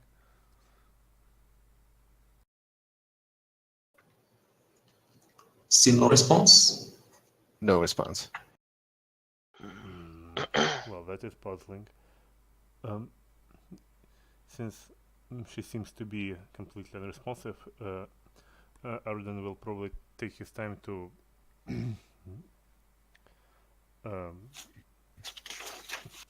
perform some more medicine check on her to see if she has any scars or traces of surgeries or various treatments that might have left her that way. Okay. Yeah, you can give me a heal check.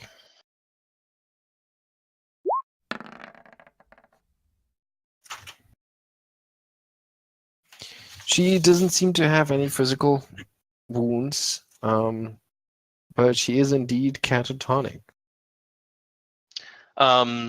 is she still wearing the tattered straitjacket remains? Yes. Okay. Although the sheriff put a blanket on her as well. Are we in the cell with her, or just standing outside it? Oh, Well, Geier is in with her, taking her measurement, and Okay, Aroden is in taking her vitals. Crow will step in, and he'll crouch down in front of her, and he'll kind of reference to he'll gesture to the straitjacket, and he'll say, "This came from Briarstone." Let's see if she says anything. Still no response. I heard a story about a woman from Briarstone, some 85 years ago. An elf who was found amidst many corpses out in the wilderness, brought in, nurtured, and when it was discovered that her mind was less than perfect, she was sent away. No This response. is- Did we get her name from the record? No. Well, she was already basically not there when she was brought to the town, so probably nobody knows her name.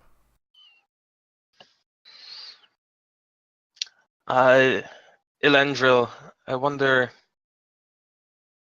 if you might be able to... Before that, Geier, as he's taking the measurement, will say, I'm gonna dig the grave doubly deep for you, just to be sure. And we'll roll intimidate. All right.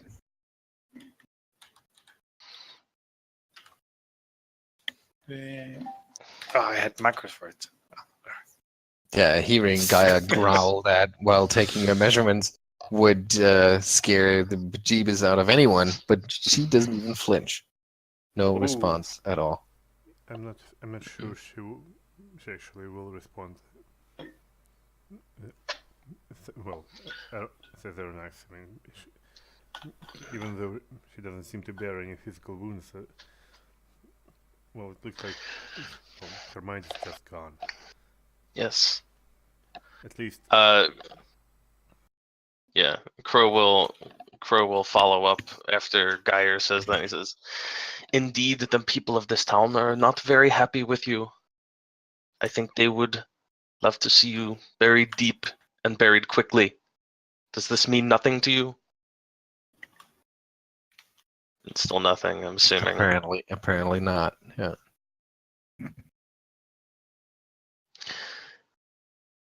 I wonder, is there something that you enjoy in this world? You seem to like to dance. You seem to like music.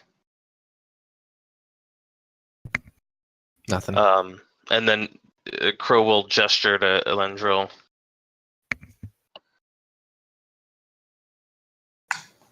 Who will produce the fiddle? Pull on Okay. its strings. And as you produce the fiddle, her head jerks around and her eyes go wide as she spots the fiddle in your hands, and she suddenly jumps up and staggers backwards against the wall and then slides down the wall, and her eyes are wide, and all she's mumbling is, "No, not here, not again. The stranger, I paid you. I paid your price, stranger. I paid it well. Leave me alone. Leave me." Who is this? She collapses and just starts to go over and basically saying the same things over again. No, leave me. Just leave me alone. Leave me alone. What is that? Uh, Arronax will turn to Emaírel. Emaírel. Yes, Sorry. Emaírel. Not Elandril. I don't know. I don't have the name right in front of me, so I can't remember exactly. Emaírel. That's why I always scroll up in the chat to check. Yeah. So Arronax will turn to Emaírel and say, ask, well, what is that thing? Have you divined any meaning in it? I don't have any clear-cut answer, but it does feel like it has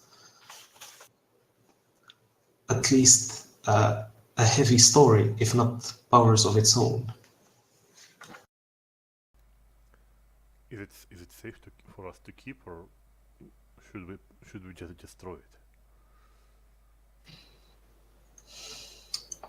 I don't really know. It might contain answers.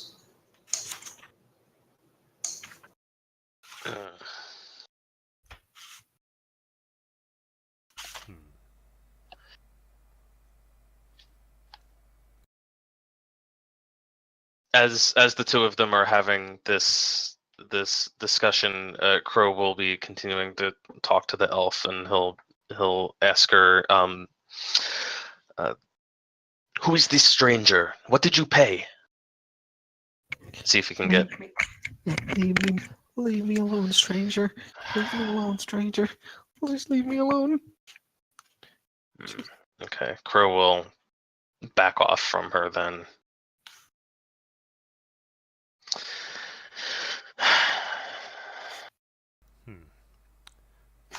We need some powerful mind-reading magic here, I suppose.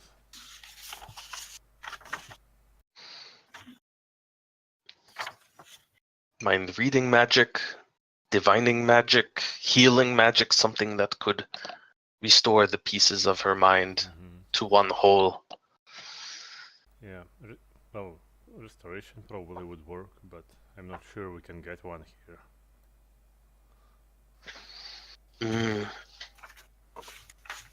I don't suppose that priest you've been making friends with could assist at all.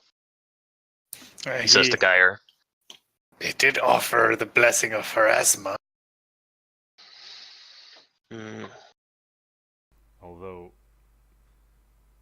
if to be honest, if she is the same woman from decades ago, I suppose they had a priest in here as well, so back then.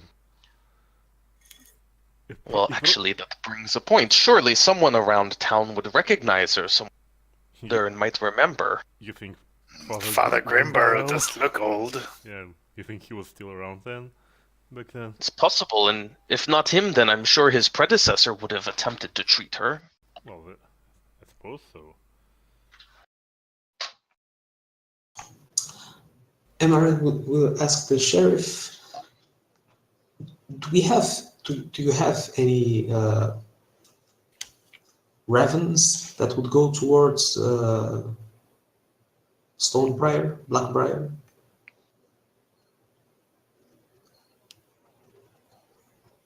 Sure. You wanna send for a transport to ship her back?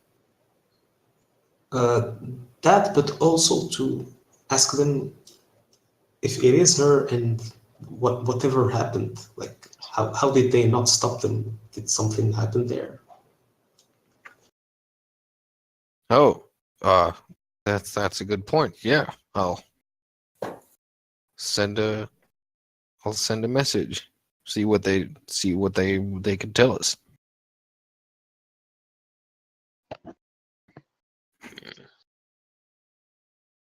And is there anything that marks the straitjacket as explicitly from Blackbriar, or is it just like a generic straitjacket? Briarstone is the name. Briarstone. Oh my god. Okay. If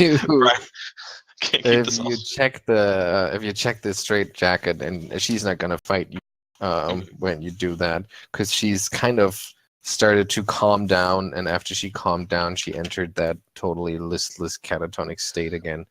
And there is a tag, like a label inside that says property of Briarstone Asylum. Okay, all right. I'm gonna write down Briarstone so I don't forget it. I mean, I remember it because I escaped it myself once. What? The sheriff says. What? No, not Aroden. It was completely different person who escaped Briarstone. I mean, what? The sheriff says.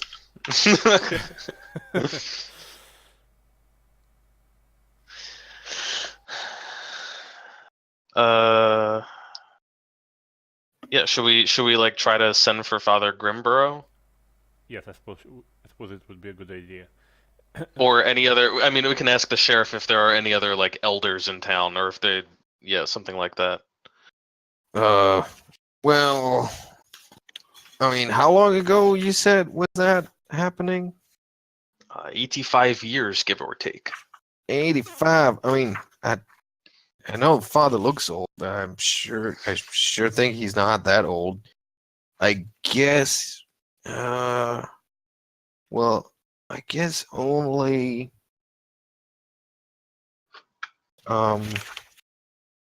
Only Jorfa may have been around back then. Geier will turn to Crow and go, Crow, come here. Come here, Pardon me a moment, Sheriff. Those undead that rose from the grave Yes. Mm-hmm. all died the same day 85 years ago. I see. Were they were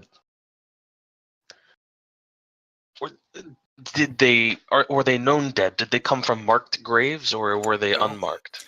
The graves were marked, but all Varisian, nameless. I see. Could it very well be that she has risen the same people that she was found surrounded by? Could be, but as many times as she brings them back up, we have to bury them. I see. Huh.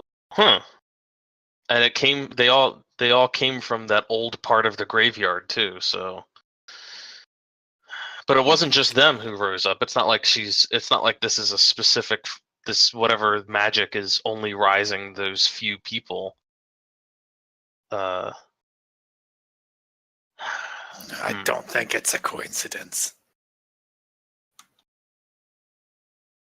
No, you're right. It seems like more than that.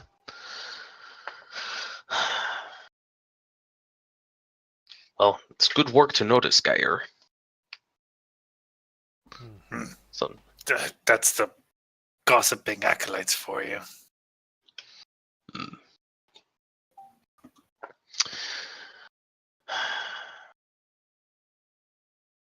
Well, does anyone have any other thoughts on this? Maybe we should try to bring an elder to identify her. Perhaps Father Grimborough. I don't know. Well, This old. What did you say her name was? Sorry, Sheriff.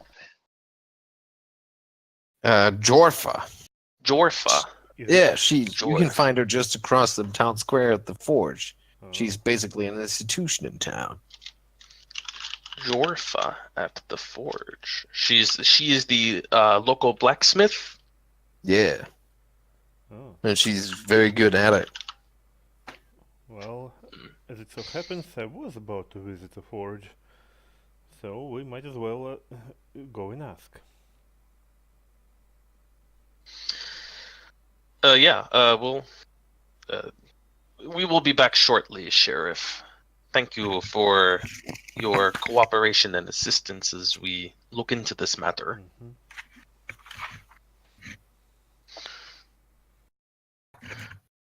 Yeah, and we're gonna go. I'm gonna go to. Yeah, and Arronax will follow. Do you think it's worth it to bring in Grimborough? It's like maybe even if he wasn't alive for it, maybe whoever he was the previous cleric there. I like Grimborough fine, but I think he's hiding more than he's revealing, so...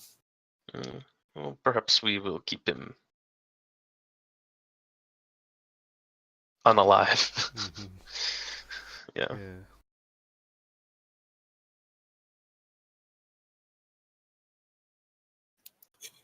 Okay, I'm gonna have to think about that for a second again.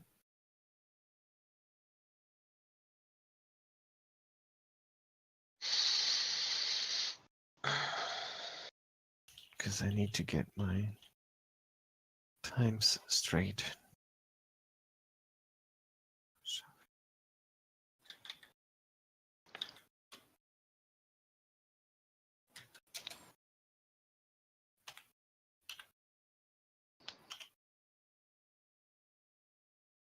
Okay.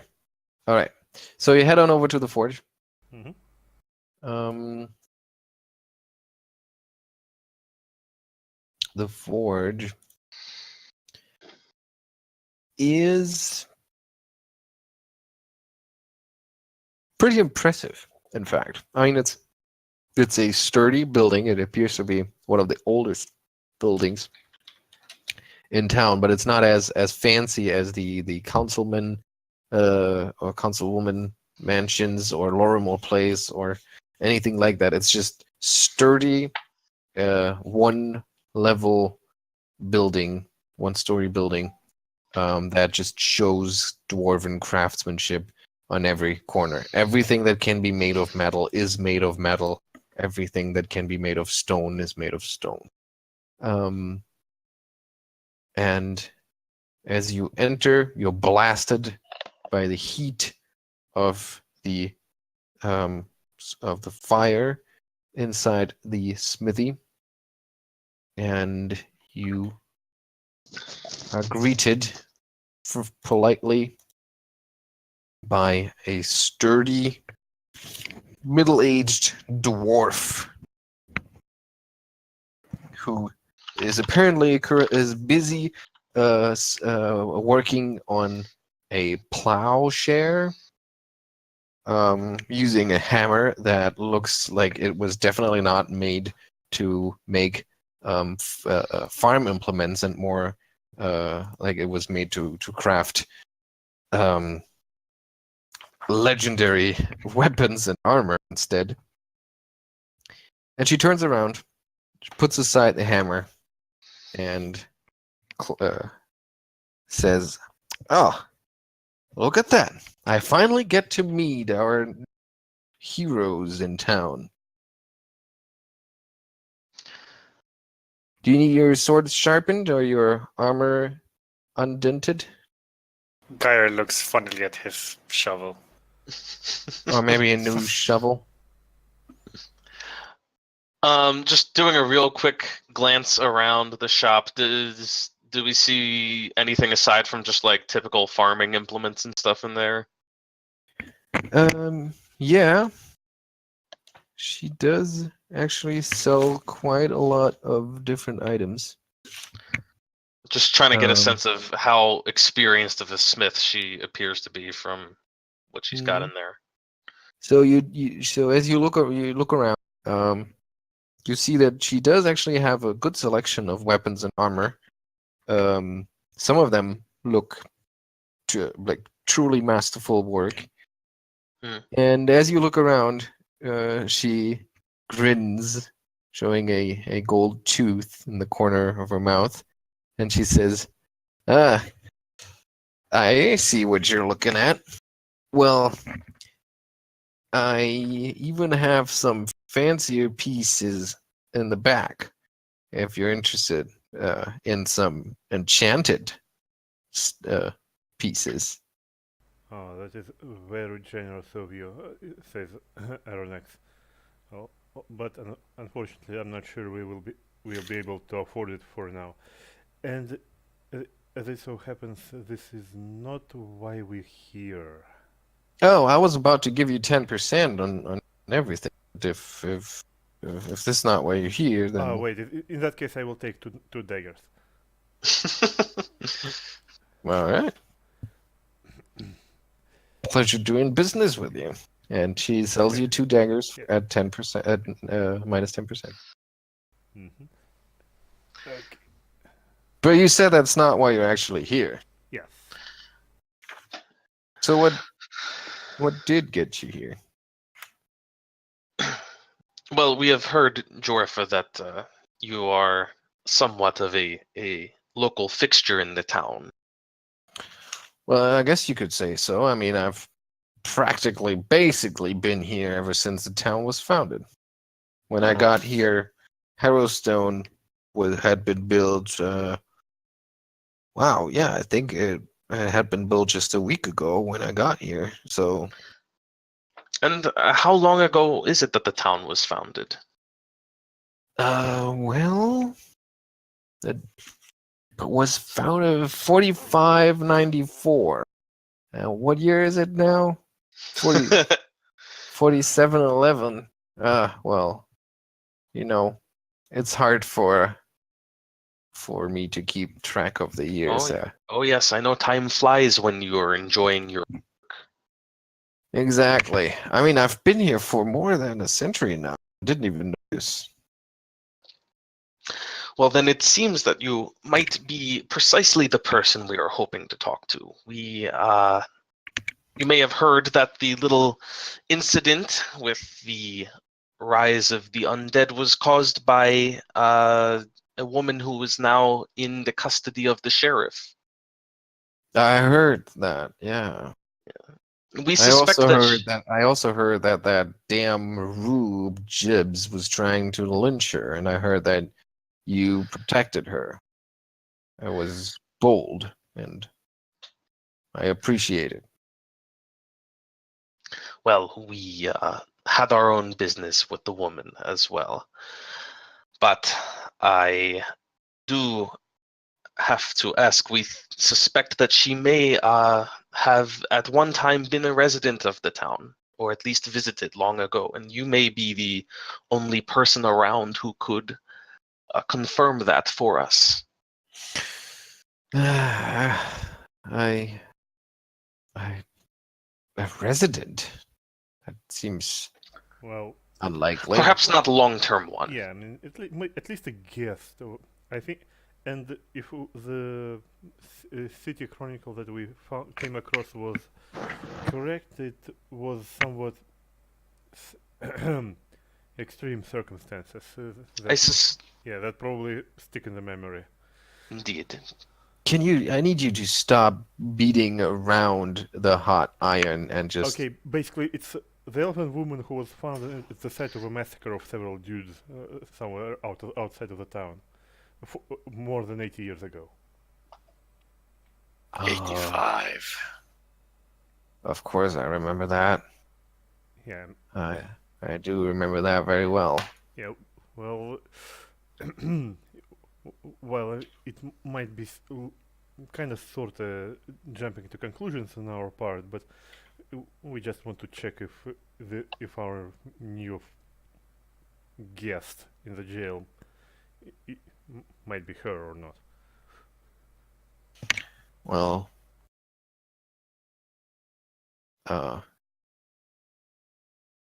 why do you think it's her?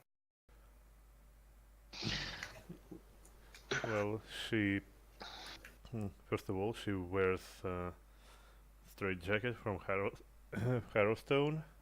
Briarstone, right? I mean, see, I didn't escape Briarstone. I can't remember the name of it. Yeah. Indeed, also. Among the bodies raised in the incident this morning were also those that she was found amidst on that day 85 years ago. Yeah. It was terrible, you know. If you had seen what had been done to those poor people, I think she saw it all. I think that's what broke her mind. You know, we tried everything to get her back on her feet, but in the end, there was nothing we could do for her but send her off to Briarstone. How many died? I think there were about a dozen. It was hard to tell because it was, in some places, it was hard to tell where one body ended and another began. It was terrible. You have no idea. Was she at all responsive then, or was she entirely catatonic? She never said a word. To me, at least. The people who found her, they said that they heard her mutter something about a dark stranger. But She said the same thing. She did. Solid. Well, she mentioned a stranger at least now, so. Well, that is unsettling. If you would please, I know that you are busy with your work, but it would help immensely if we could confirm that this woman is who we suspect. Of course, yeah. I guess I owe her that much. I always felt bad for her, the little elf. And she hangs up her apron and cleans her hands. And then she joins you to walk over to the jail. She nods to the sheriff, who greets her wordlessly and takes you inside. And through the iron bars of the cell, she looks in. And she just nods. She says, That's her. She barely aged. Gotta admire those elves, huh? But Or pity them. seems like she hasn't improved at all. Still a poor lost soul. Maybe she would have been better off if Gyps had gotten his way. Well, that is not for us to decide, I'm afraid. Yeah. Oh, well. I don't suppose you happen to remember any other details about the story. We have only an old and vague account of what happened, but perhaps I know it is clearly a dark tale, but it would help if we knew everything that we could about it.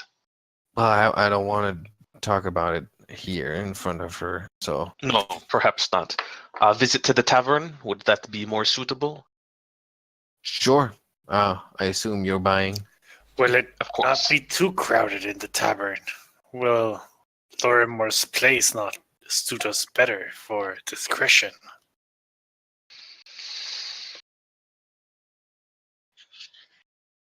It doesn't matter to me. I suppose if we want to be discreet. I mean, it's not exactly like a secret that this happened, right? It's just that nobody remembers it.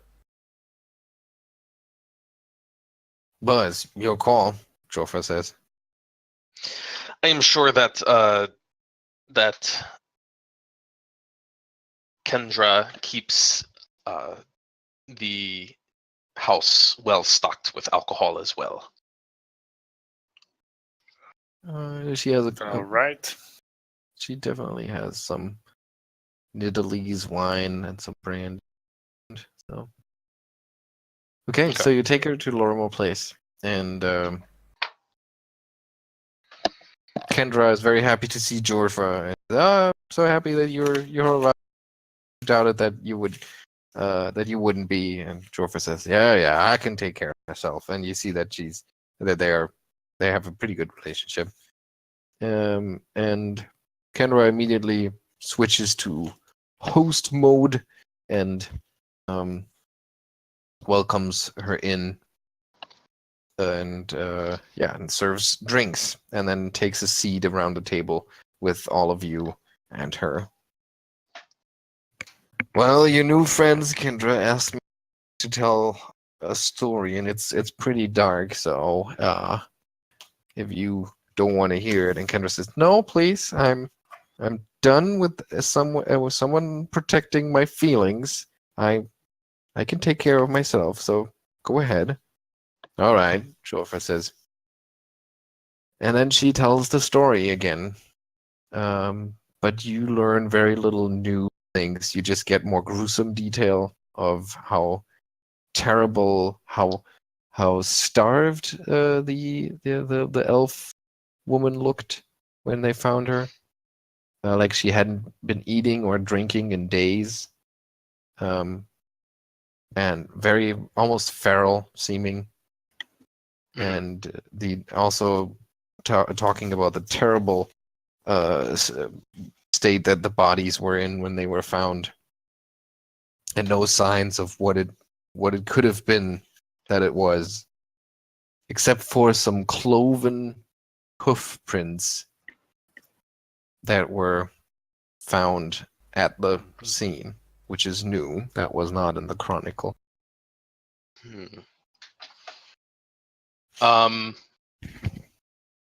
So when she says that they were unable to determine what happened to the bodies, is it because they were like so badly mangled, or? Yeah, it looked like something had just gleefully ripped them to shreds. Not for food, not for defense, just for the joy of killing. And there were no like personal effects or anything found amongst the bodies that would help to identify them? Well, we knew that they were Verizian. I mean, they had a caravan and everything. But as those wandering troops go, they they're here today and gone tomorrow, so we never learned their names. Emaәрel took a slash during the battle. He's going to unbandage his wound and show it and say, "Would it be similar to this?" That's just a scratch compared to what happened to those poor souls.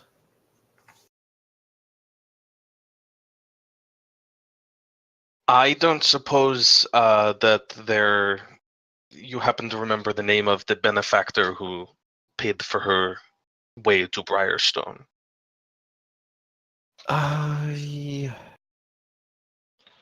Was it a Murray-car? I think it was a former. It was an ancestor of Councilman Murray-car. And at the mention of the councilman's name, Kendra suddenly gasps and she says, "Oh gosh, have you actually heard?" And Jorfa says, "About what?" And Kendra says, "About Garen?"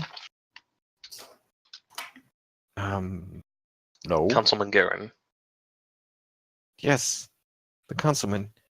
It seems that they found him dead in his home. It seems like he's the only casualty of this whole ordeal, but it sounds like he was. It didn't sound like zombie or skeleton attack because they found this weird ooze on him, and they have no idea what it was. Anyway, it's terrible. And Jorfa says, "Oh my gosh, I always thought he would die at the hands of a scorned husband. But like this, it's ridiculous." Anyway, I do think that it was some ancestor of America who paid for the trip back then. Councilman Mary-car. And if we were to inquire after him, where would we most easily find him? At the town hall or perhaps at his home? America? Yes. I just told you, he's dead. Mm-hmm. Garen Merrycat. That's his full name. Yeah, and Yeah, she thought he was going to go a different way. Sorry, I thought these were two different councilmen. No, that's his first and last name, Garen Murray-Carr. Okay. And it has.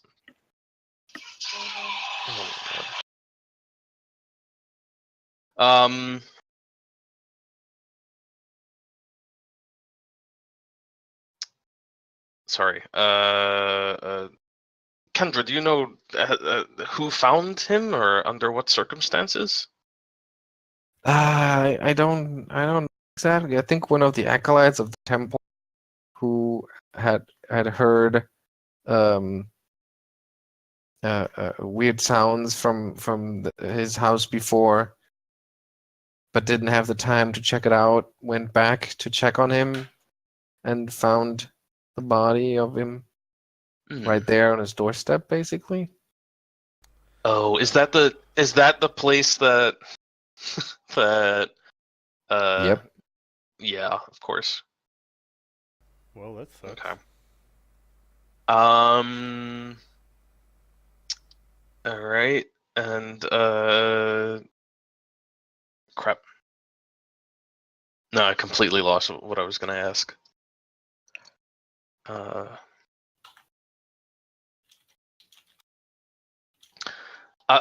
And Jorfa, one other thing, perhaps seems a strange detail, but we were wondering if perhaps in any part of this tale about the poor elf woman that a fiddle might factor into it at all. A fiddle? Well, Yes. A fiddle. you know, I wouldn't know. I mean, as I said, the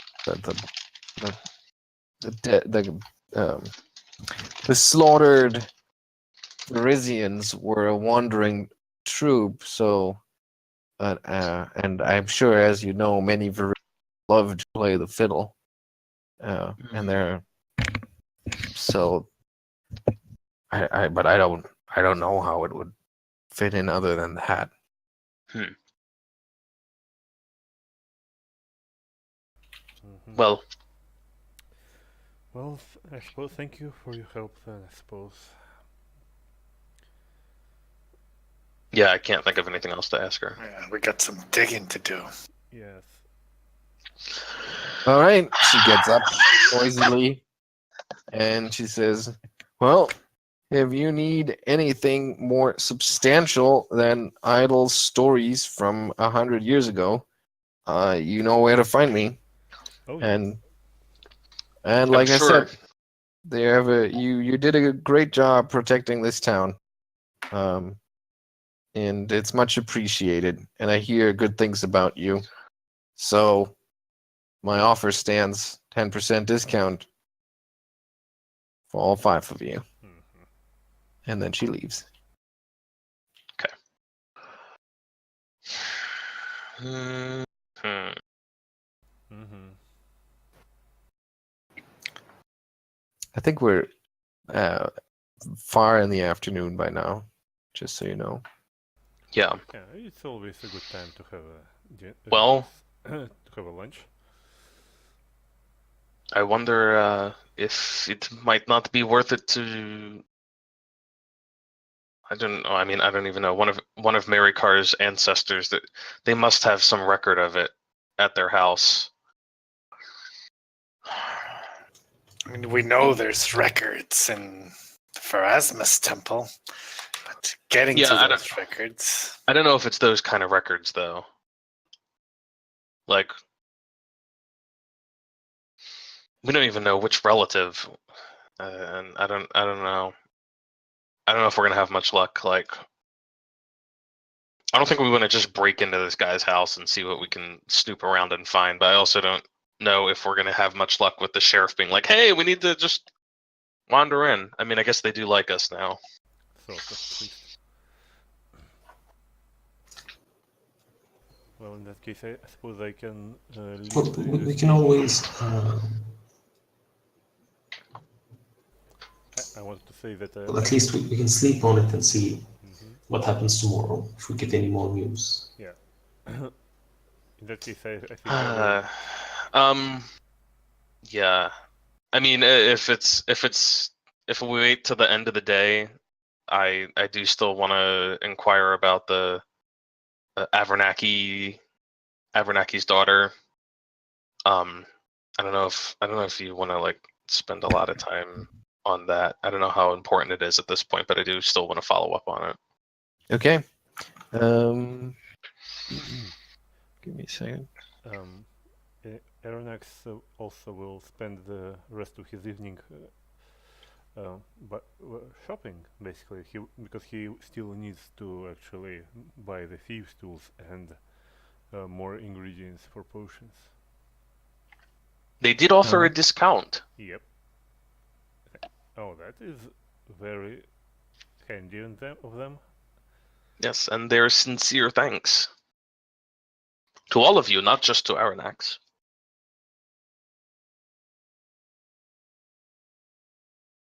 Okay. I'll take you to the room next door real quick. Okay.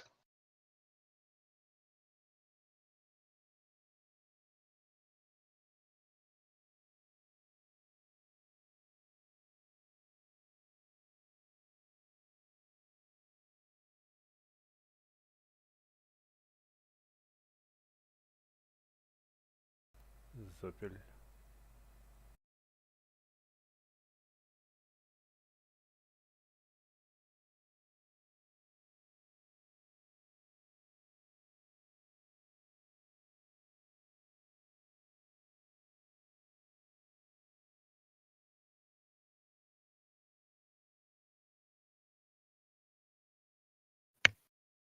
All right, Kindness. Yes. So you went to the general store with Crow. Mm-hmm. Okay, so you hear Crow talk to one of the girls, and you learn that that's the girl that found the professor's body, and Crow is trying to get out of her what she was doing out there near the prison, and she's not really willing to tell you, so she's kind of, you know, you would have to persuade her to spill the beans. She's just giving you answers like, well, I was just there, just walking, it's not a crime. I'm gonna try a diplomacy check. I was wondering if you might want to assist me. Oh, right, of course. Well, you can try.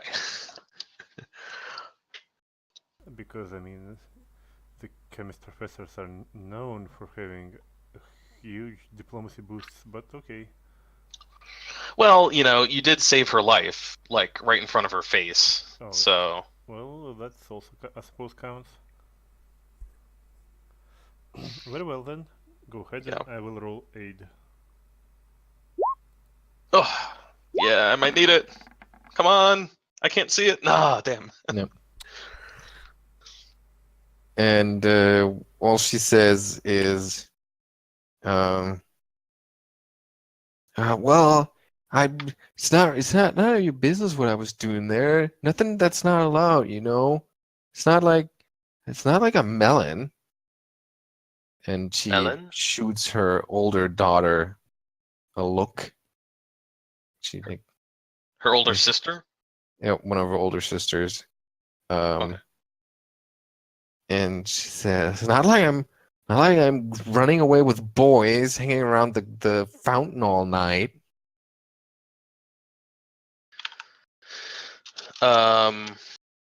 Melon.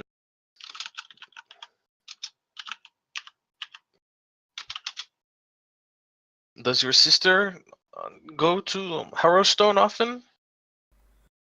No, not to Harrowstone. Just to the memorial. To the memorial. And all of the older boys and girls I go probably to hang out shouldn't there. have told you that. That's kind of... This is really making me uncomfortable. I didn't do anything wrong, so... Can I go now? I'm gonna try one more time. Not asking her what she was doing at Harrowstone, but asking her if she was there all alone or if she was with anyone else. Mm-hmm. And also like what she saw. What she saw. I know it's kind of gruesome, but. Mm-hmm. Oh, okay. Yeah, now she's actually not really unwilling to further talk to you about this, probably because it is so gruesome what she saw. Mm-hmm. Okay. I think it's probably best to let it go for now, at least. All right. Yeah. Then let's go back to meet the others. And we buy a few stools. Kit. Sorry. Yes. Sorry. What was that? And we still need to buy a lockpick set. Yeah, we'll do that in a minute. I'm about to wrap things up. Okay.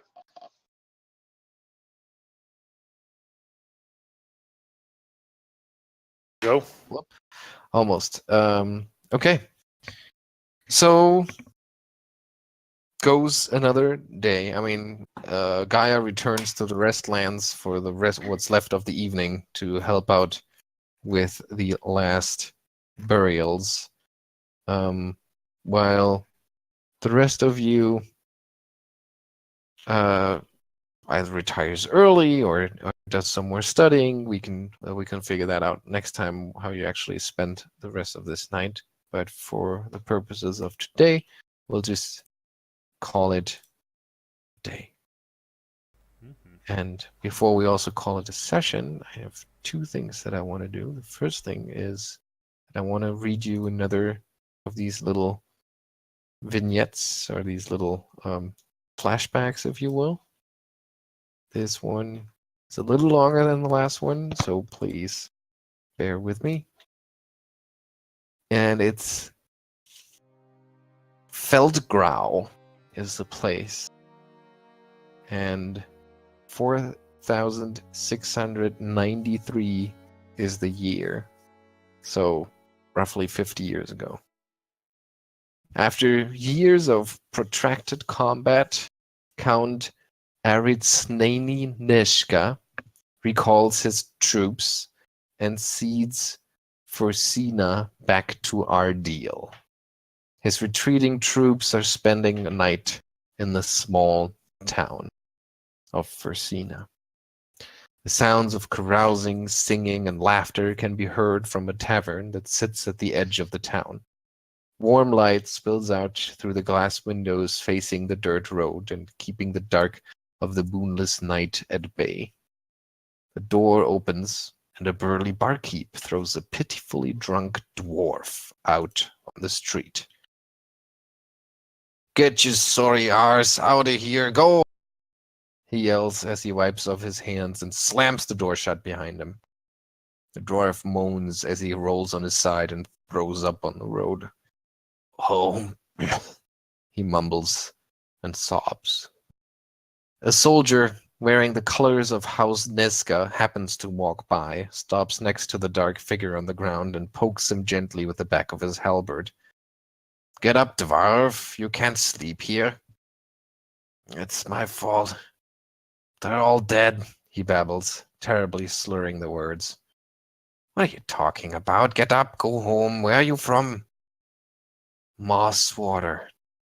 They're all dead because of me. If I had never laid with Espin's wife, they would all still live."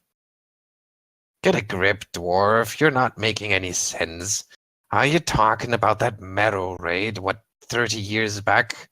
Terrible thing, didn't know anyone survived that, and you say that was... It was punishment, the dwarf howls. Punishment for me running off after betraying my best friend. He was such a great man, so good with his craft. Onyx cudgels hammers like an angel's caress, they used to say. And he loved her so much. I'm the worst. I wish he had slain me too. He rolls over and into the puddle of his own vomit, totally oblivious of his surroundings. I wish he had slain me instead of her. And all those other people. All just because he thought he could fix her if he would only find the missing piece of the puzzle that made her skull. The soldier starts to poke the dwarf more forcefully, trying to get him to pick himself up from the road. Come on, you're drunk. You're lying in your own filth, and you need to sleep it off somewhere.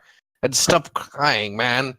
I know the story of the Mosswater Marauder, but he got sent to Harrowstone decades ago and died in the fire along with all the other scum. He's still out there. The dwarf's eyes widen in fear as he stares into the night sky above. He'll get me. He'll find a way. Shut up, you drunk. Get up and off the road or I'll make you... You are in the heartland now. The war is over. What could possibly happen to you here? As the dwarf's drunken sobs echo from the alley walls, a blood-red dawn begins to light up the waking town. And that's it for today. Okay. And the second thing that I wanted to tell you is that you will level up. Yay! Yay! Is it me or these sessions feel super short? Well, it is short. Well, this one was short. That was just 3 hours, not even. Even less.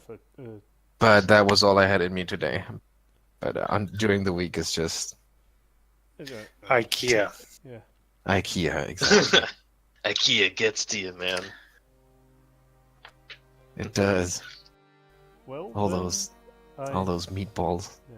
Then I stopped. hot dogs.